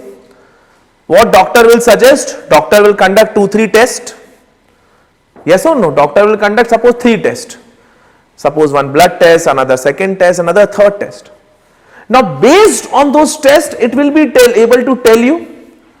Doctor won't say कि touch करके अरे यार कि आपको ना ये हो गया. सपना तो नहीं आ रहा है, वो तो डॉक्टर है, साइंस है. That requires some facts. So that's why it requires to conduct certain tests. Based on that, it will be able to tell you whether your health is good, bad or worse. Yes or no? In the same way, if I put it in the bank's health, prompt corrective action includes 2 things. One, include 2 things. One, finding out the health of a bank,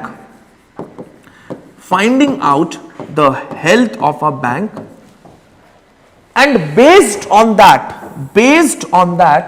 recommend the measures.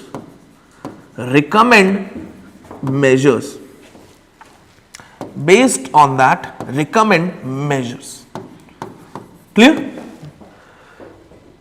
Now, as I told you, the bank health cannot be identified by saying कि यार मैं complete perfect हूँ. No. Even doctor by touching cannot say that okay, your health is this much, आपको तो आपको ये हो गया. What it says, it needs to observe certain tests or not. In the same way, bank health is identified based on 3 parameters.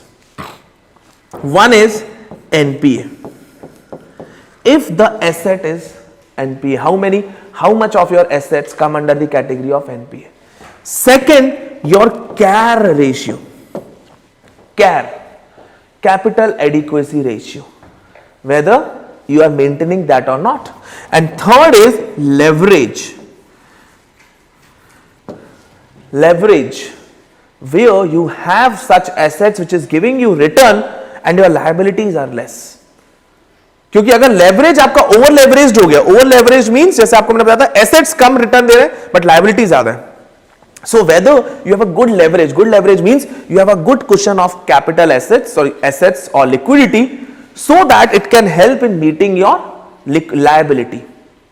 So based on these 3 parameters, the bank health is put under risk 1, risk 2 or risk 3. If your NPA is very high, you will be put under higher risk. If your CAR is okay, ठीक है, you are maintaining a good CAR, like suppose 15%, 16%, minimum कितना होना चाहिए? 9 in our country. Basel 3 recommended 8%, but our country recommended 9. Clear? So if you are maintaining 9, then it's fine. आप risk 1 में ही हो, ज़्यादा कुछ है नहीं आपको दिक्कत. It's okay. Clear? Or leverage. So these are 3 parameters. Leverage का formula कुछ different है, so don't worry about it. Idea of leverage is simply whether you have that liquid assets which is giving you return, so that the liabilities can be easily met off. It's not like कि liabilities का इतना बड़ा pool है और assets हैं लेकिन return नहीं दे रहे. Clear? So if based on these parameters, the health of a bank is put under risk 1, risk 2, risk 3. अब आप मुझे बताओ अगर रिस्क ज्यादा होगा तो डॉक्टर भी ज्यादा सजेशन देता ही नहीं देता है ना. In the same way this based on the health of measures,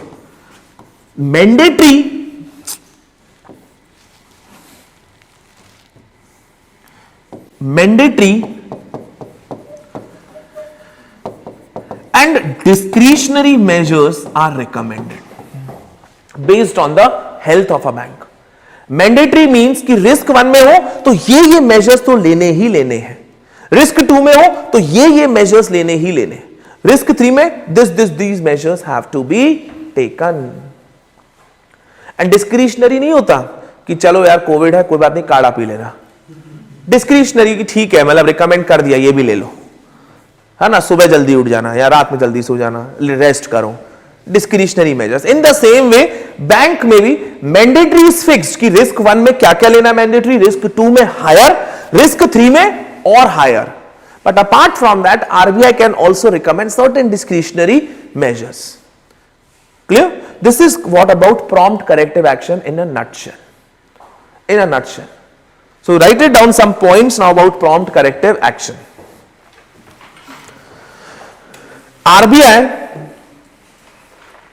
RBI introduced the PCA framework in 2002.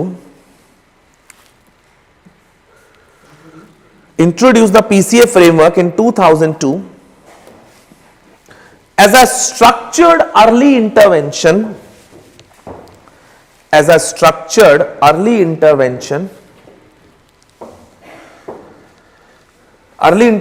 mechanism for banks, that became undercapitalized,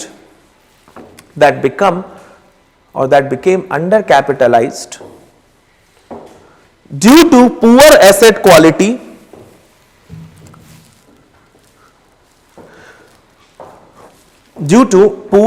quality, or low returns / profitability.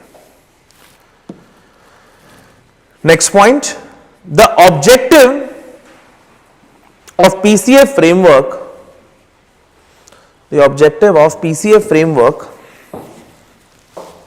is to enable supervisory intervention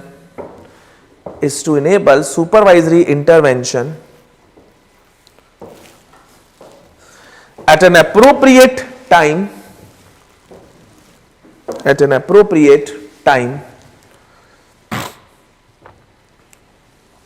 and require the supervised entity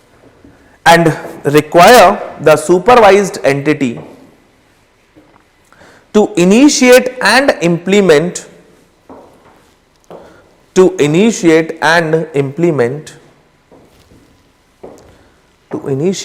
implement remedial measures in a timely manner.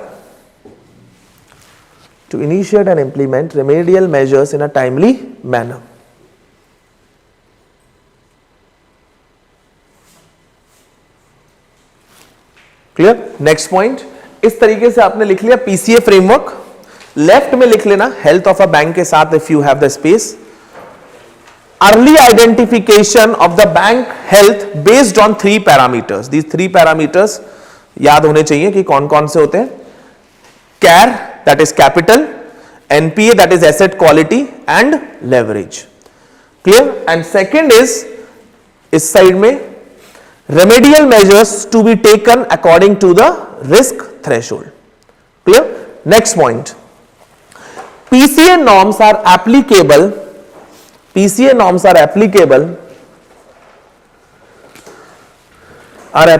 to public sector banks,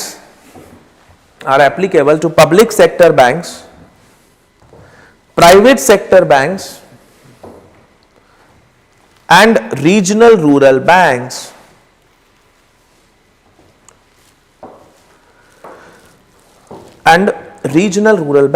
Next point, small finance banks and payment banks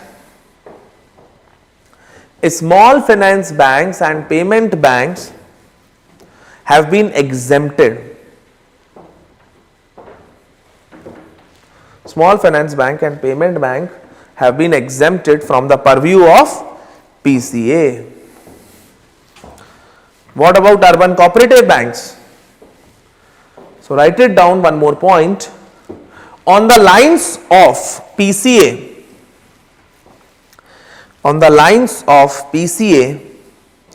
there is supervisory action framework.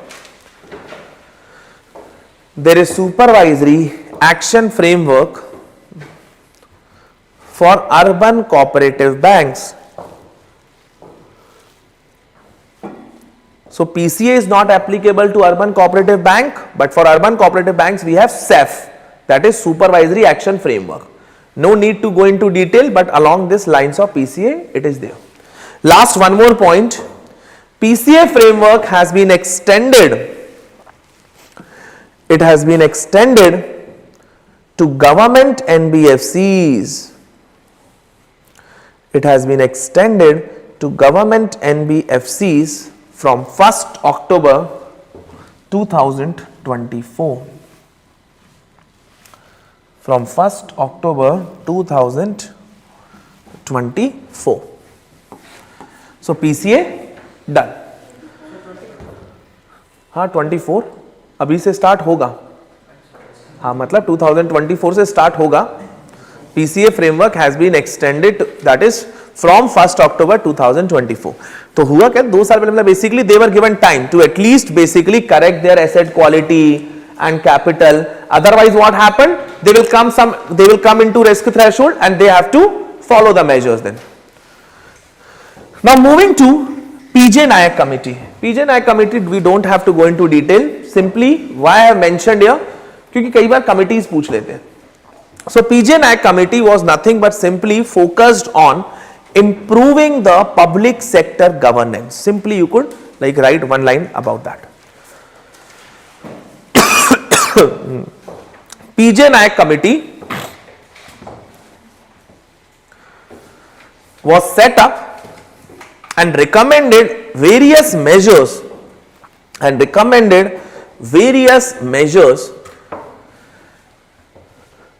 to improve the governance of public sector banks in India. To improve the governance of public sector banks in India.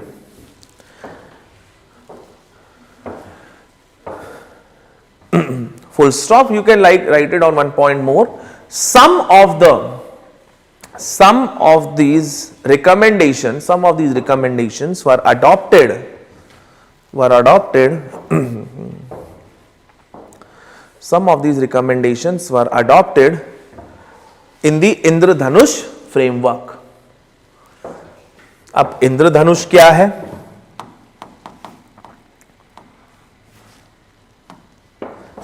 Indradhanush, that means how many colors Indradhanush have? So basically Indradhanush framework also have 7 pillars.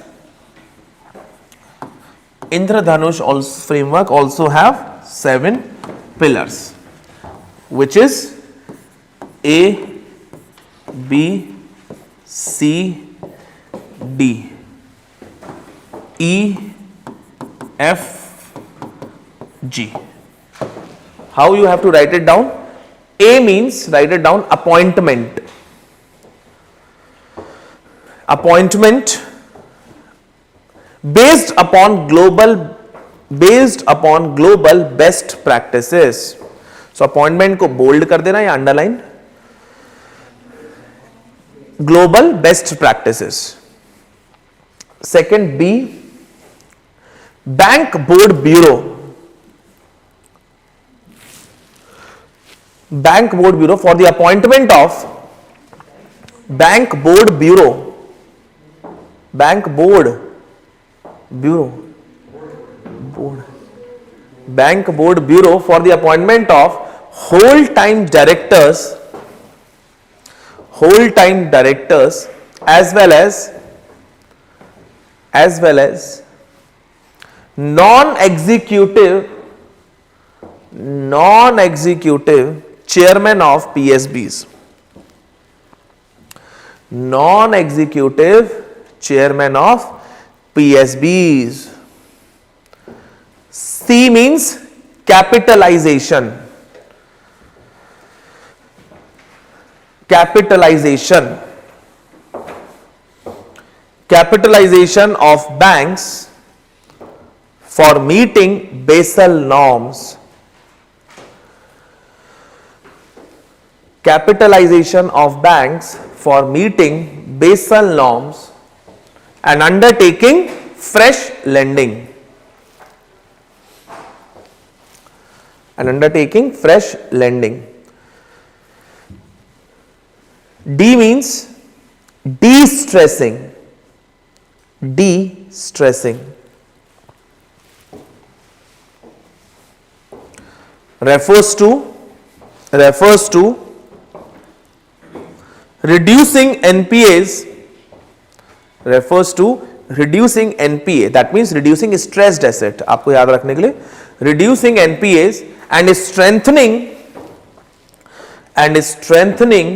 risk control measures. And strengthening risk control measures. Next, E, empowerment. Empowerment of banking officials. Empowerment of banking officials to take independent decisions. To take independent decisions, keeping in mind the commercial interest. To take independent decisions, keeping in mind the commercial interest. तभी तो right of होना easy हो गया, अब empowerment कर दियो, है ना. Next, sixth, F, framework of accountability. Framework of accountability which will be linked with the performance, and lastly G, that is governance reforms.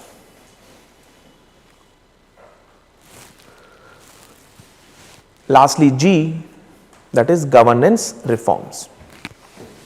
ठीक है. Next, in 2015, if you see, there was one more initiative that was taken, that is D-SIB. Yes or no? Now what is this D-SIB? D-SIB, you can write it down, domestic systemically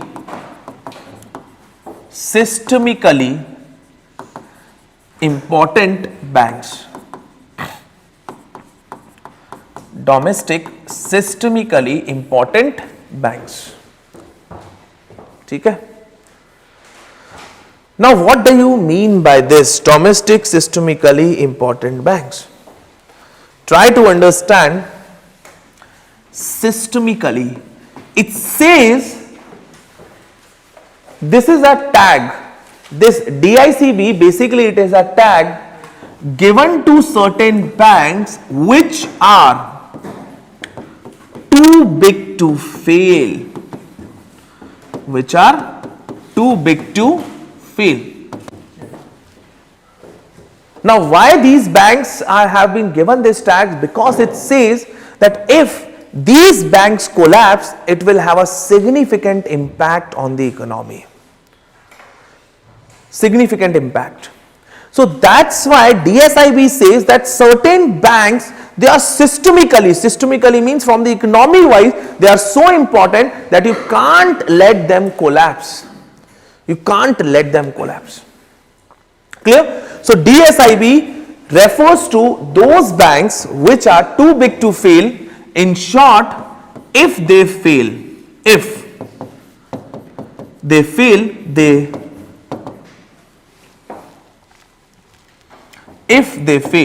there are significant implications for the economy.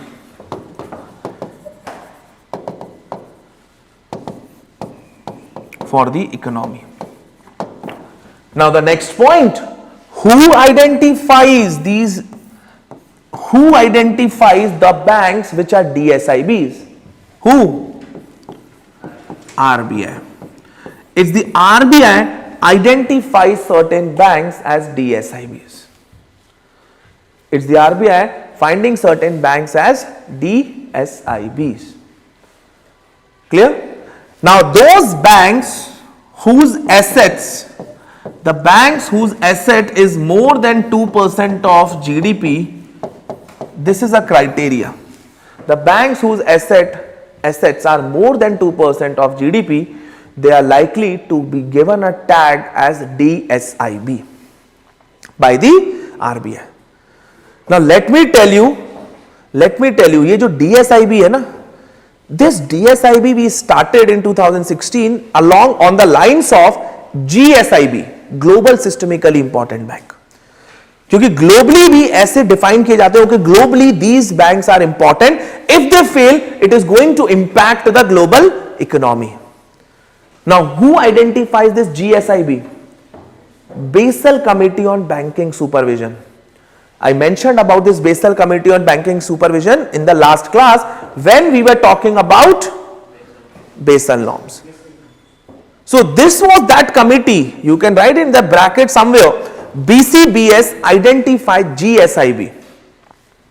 BCBS, that is Basel Committee on Banking Supervision, identified G-SIB.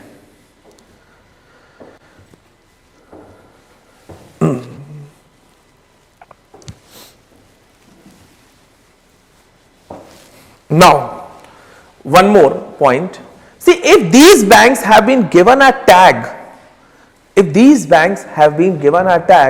do they need to add something else? Yes, because these banks cannot collapse. So, if the banks they have been given this tag, they need to comply with additional requirement. One, additional care. Additional capital has to be set aside. So these banks will have higher care requirement as compared to other banks. I told you ना, these banks cannot collapse. So cannot collapse के लिए आपके पास additional capital होना चाहिए so that these banks don't collapse. So these banks will have higher care. Second, very important point is sound corporate governance principles, which means corporate governance principles, whenever I say that means increased transparency, market disclosure, all that aspect. Increased transparency, market disclosure. Now tell me which banks, last point, which banks in India are designated as D-SIB? SBI, one, HDFC, yes, and ICICI.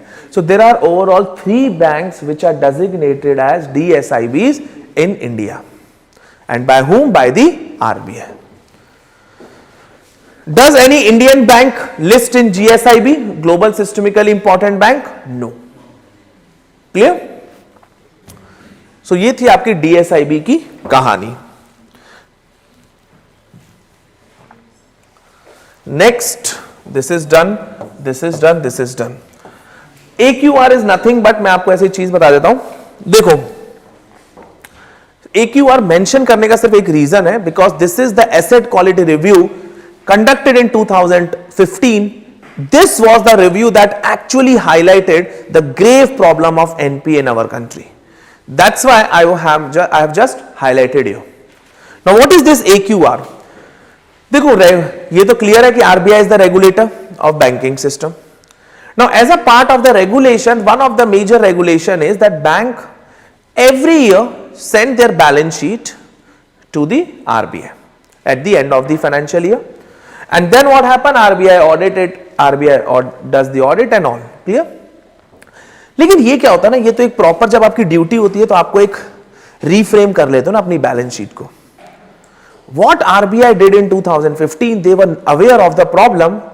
They started conducting asset quality review on a surprise check of the banks at any time. They started looking at the balance sheet of the bank surprisingly at any time, unlike at the financial year, and this is on a surprise basis. And then they were able to find out the real problem. So that is only asset quality review which was conducted by RBI in 2015. That's it. Clear? फिर भी 2 line लिखनी है, लिख लो AQR के बारे में. It is an exercise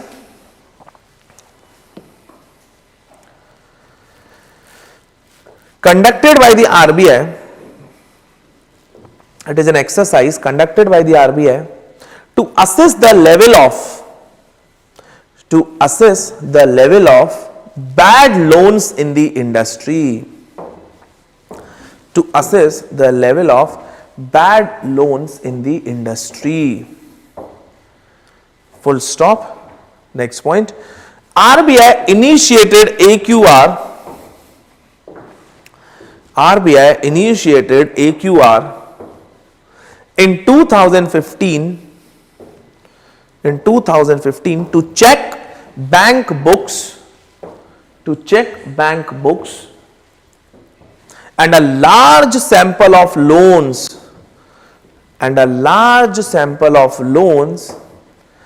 is inspected to check if asset qualification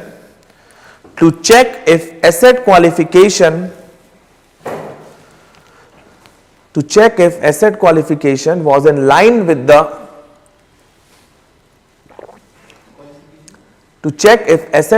classification was in line with the loan repayment. Was in line with the loan repayment.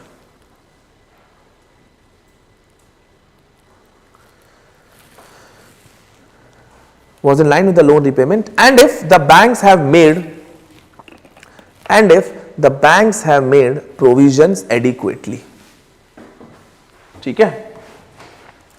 Next, Bank Board Bureau. So you see, this Bank Board Bureau was recommended by PJ Naik committee, was also even a part of Indradhanush framework, and finally the Bank Board Bureau was adopted in 2015. Bank Board Bureau का कुछ purpose नहीं, simple सा professionalising the appointment, rather than politicised appointment जो होते थे bank board में, professionalising that is based on merit. That was the only job of BBB. But still you write it down. 2 बार question सिर्फ BBB पे पूछ चुके हैं. So write it down about bank board bureau. BBB had its genesis in the recommendations of PJ Nayak committee. In the recommendations of PJ Nayak committee. Next point. It was constituted in 2016. It was constituted in 2016 as a body of eminent professionals. It was constituted in 2016 as a body of eminent professionals and officials to make recommendations for the appointment of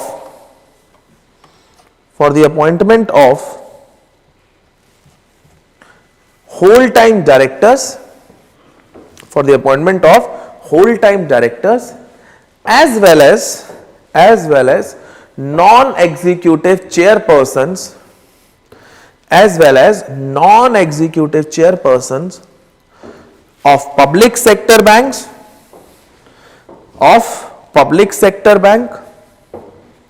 and state-owned financial institutions.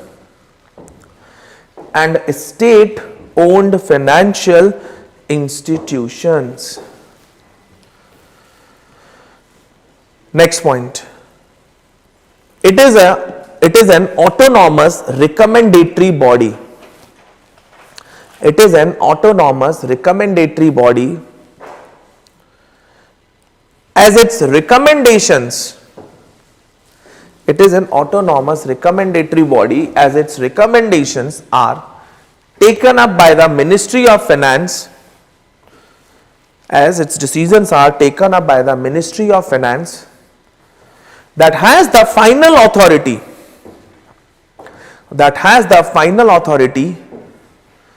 to make any decision. That has the final authority to make any decision. Next point, final authority to make any decision. Next point, in 2019, the scope of BBB got extended. The scope of BBB got extended and has to recommend personnel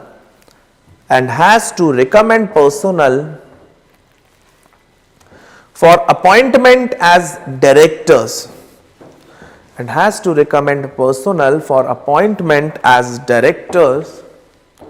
in government owned insurance companies.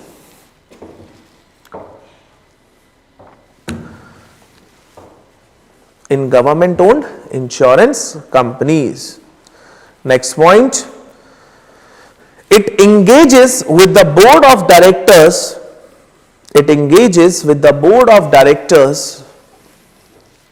Of all PSBs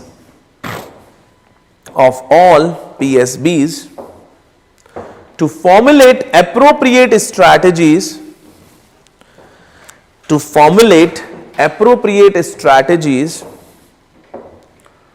for their growth and development.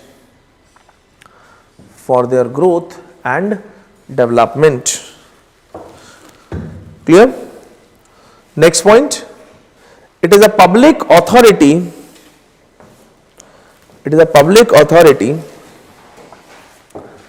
defined under the RTI Act 2005. Next, basically now this BBB was created in 2016, but in 2022 this body got struck down by the Delhi High Court. Why it got struck down? It was like that this body should have the powers only to recommend the appointment for banking personnel, but you are also appointing the personnel of insurance companies, which is not right. So thereby it's fine, government said koi baat nahi. Government created a new body known as FSIB, Financial Services Institution Bureau, which is nothing but simply a replacement of BBB. Same functions, same, everything is same. Even the chairman who was there at the time of a struck down of the BBB, he was appointed as the chairman of FSIB.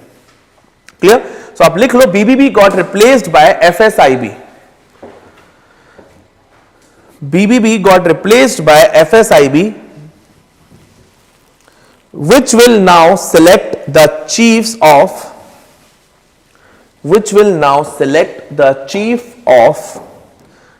public sector banks and insurance companies. Which will now select the chiefs of public sector banks and insurance companies. ठीक है? So BBB done. Now next, see, IBC will come later. Let us move ahead with the bank recapitalization. See, bank recapitalization is a pretty simple concept.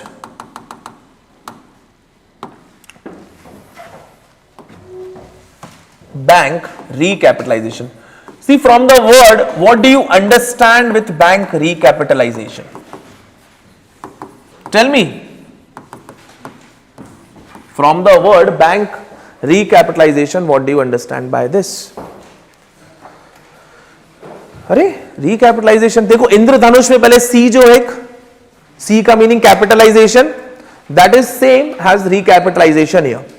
Simply you remember that bank is starved of capital. Tell me, bank is starved of capital or not after that TBS problem?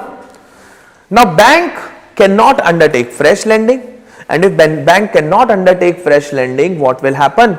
Will our investment be increasing in the economy? No. Low private investment ultimately leading to low economic growth. Yes or no? So thereby bank, it says bank needs fresh capital. So this capitalization, this fresh capital is provided by the banks, is provided by the government to the banks.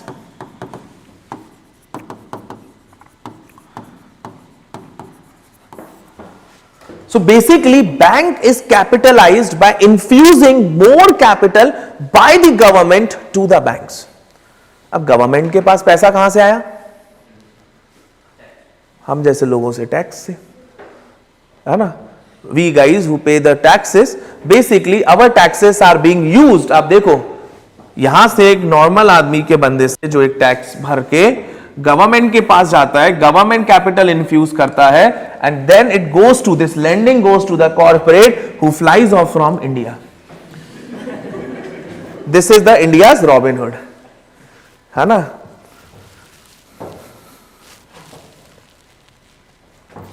So this is what is happening. तो जो ये capitalisation, bank recapitalisation क्या होता है, this was somewhat criticized also, but we can't do anything. We have to undertake fresh lending. Bank needs to undertake fresh lending. So basically try to understand, bank recapitalization is nothing but infusion of new capital provided by the government to the banks. Now where the government get the money, we have seen that, but how the government infuse the capital? There are two ways. Government can provide the debt to the bank, yes or no, or there is another way. दो तरीके की financing पढ़ी होगी आपने financial market में, debt based financing and equity based financing. Either the government can finance to the bank in the form of debt which has to be repaid to the government, or this bank can give certain stakes to the government and take up the money. So when the bank gives the stake to the government, this will increase the government stake only, yes or no? This will increase government stake only. Clear? So through two methods, generally the second method has been used by the government. In the past, like I would say in the recent years, the first method has also been used, but majorly second, that is by giving the capital but increasing its stake in that particular bank. Clear? And this capitalization, if I highlight the purpose, there are two major purposes of bank recapitalization. First, bank recapitalization means infusion of capital mainly to achieve two objectives. One, to meet Basel III norms. अब Basel III norms में आप मुझे बताओ, capital requirement, has it increased or not? So basically the capital to be set aside, you need that capital or not? So one method is, that is one objective is meet Basel III norms. Second objective is undertaking fresh lending,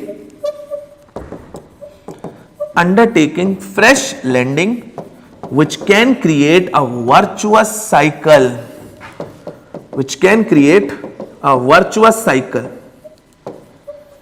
of investment led growth.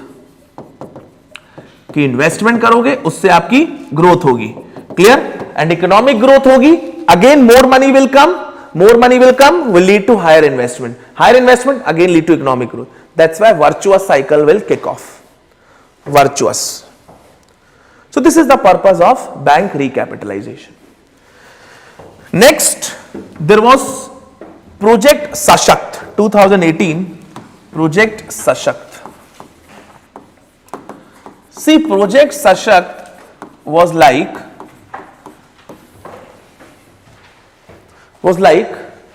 it suggested certain strategy to deal with NPA. It says that if the NPA, it suggested a strategy to deal with NPA. It says that if NPA is lesser than 50 CR, what strategy to be adopted? If the NPA is between 50 to 500 CR, what strategy to be adopted? And if NPA is more than 500 CR, what strategy to be adopted? So write down 1 or 2 points before I explain this. Write it down. Sunil Mehta led committee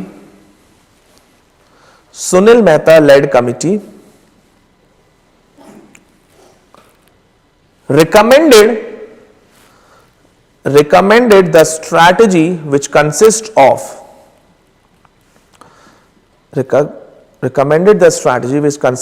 first for NPA less than 50 CR, equals to, आप लिख लो SME resolution approach, SME resolution approach, small medium enterprises, SME resolution approach, which will be managed at the bank level. SME resolution approach which will be managed at the bank level with a deadline of 90 days. That means bank have to deal the NPA of less than 50 CR at their own level, and the deadline has to be 90 days. Within 90 days you should be able to remove this NPA problem. Clear? Second, for NPA 50 to 500 CR, 50, Sir, it is of individual loan or the whole bank's loan? मतलब Like, अच्छा बहुत सारे bank का या एक bank का? नहीं sir, एक ही बैंक ने एक इंडिविजुअल को 50 करोड़ का लोन दिया, वो NPA है, हाँ, या फिर बहुत सारे individual- देखो अब यही होता है, छोटा बैंक इसीलिए 50 CR है, इट इज एज्यूम्ड, हो सकता है कि 50 CR का जो NPA है, it could be with respect to 2 banks, it could be, but generally it was assume कि एक का होगा, even if it is like with the 2 banks, they have to tackle it at their own. लेकिन अब जो मैं आपको बता रहा हूं, ये जो सेकंड है 50 to 500 CR, अब सपोज कोई भी बोरोवर है जिसका 300 करोड़ 400 करोड़ का लोन ड्यू है, अब 300-400 crore, it's difficult, that might not be with only one bank, it might be with respect to multiple bank. So that's why the second approach is known as bank led resolution approach. Write it down. This will be bank led resolution approach under which bank led resolution approach under which banks will enter into an intercreditor agreement,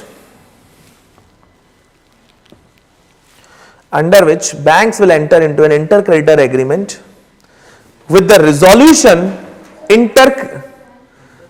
banks will enter into an intercreditor intercreditor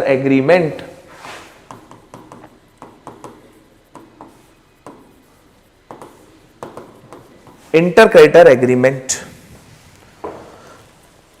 with the resolution being achieved in 180 days. अब देखो कहानी क्या होती है, जब NPA loan amount बड़ा होता है, इट जनरली इन्वॉल्व्स, बताओ क्या इशू हो गया है, क्या रिपीट करना है?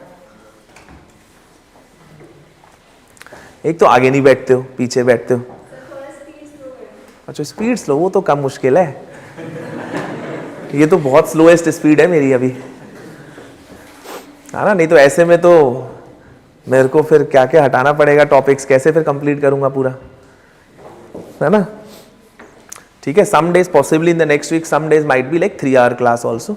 इससे पहले तो कोई क्लास नहीं होती ना तुम लोग की? नहीं,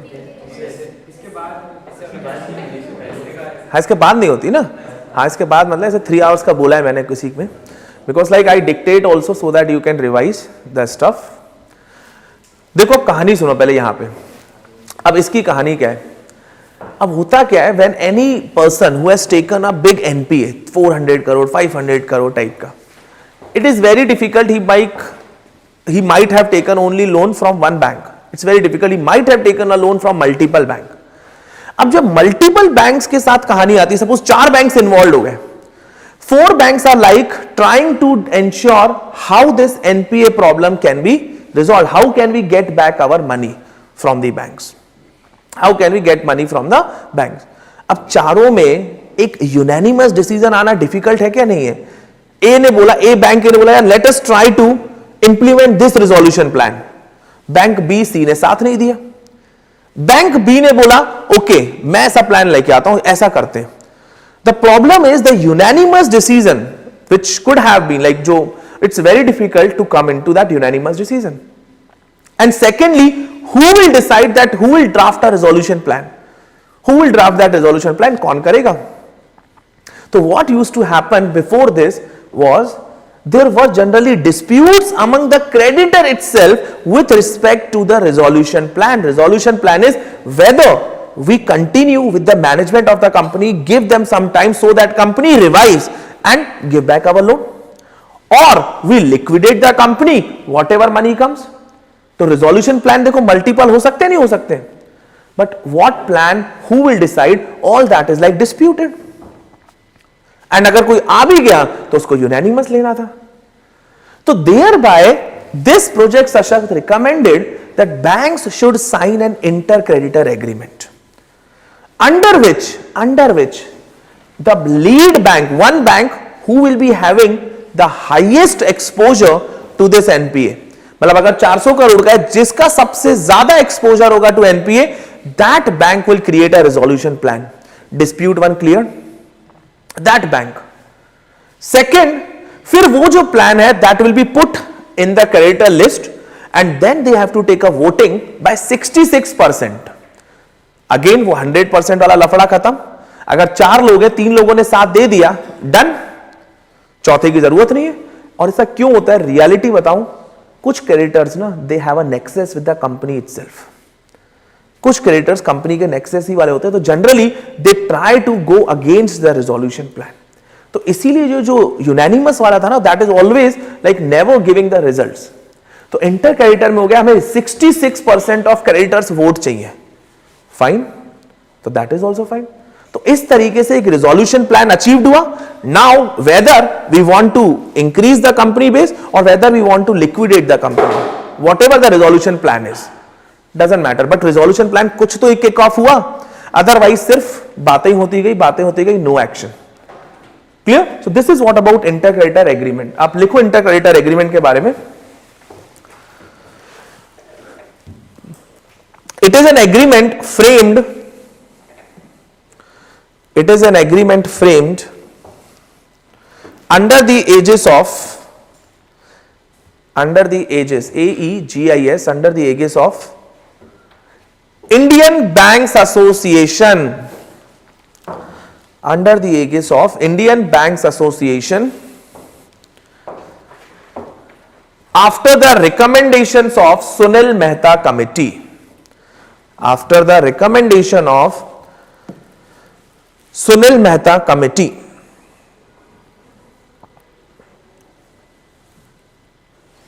it mandate the lead bank, in bracket bank having highest exposure, bracket close. It mandate the lead bank, in bracket bank having the highest exposure, bracket close, to formulate a resolution plan,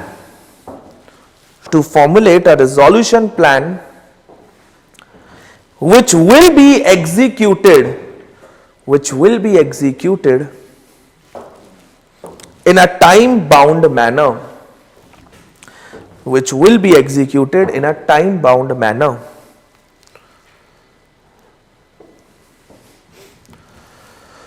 Next point, once the resolution plan is passed,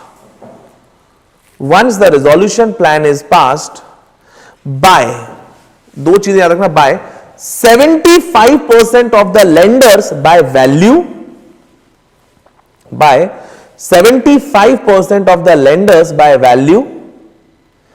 and 60% of the lenders by number.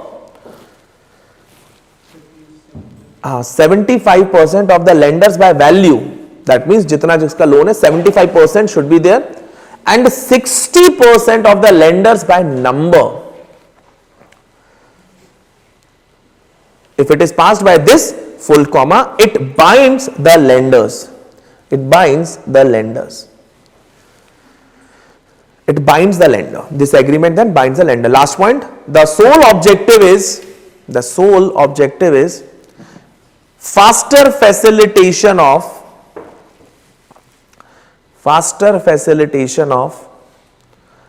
resolution of stressed assets. Faster facilitation of resolution of stressed asset. ठीक है. सो आज over हो नहीं पाया है ना, थोड़ा सा IBC लंबा जाएगा. So will stop today here.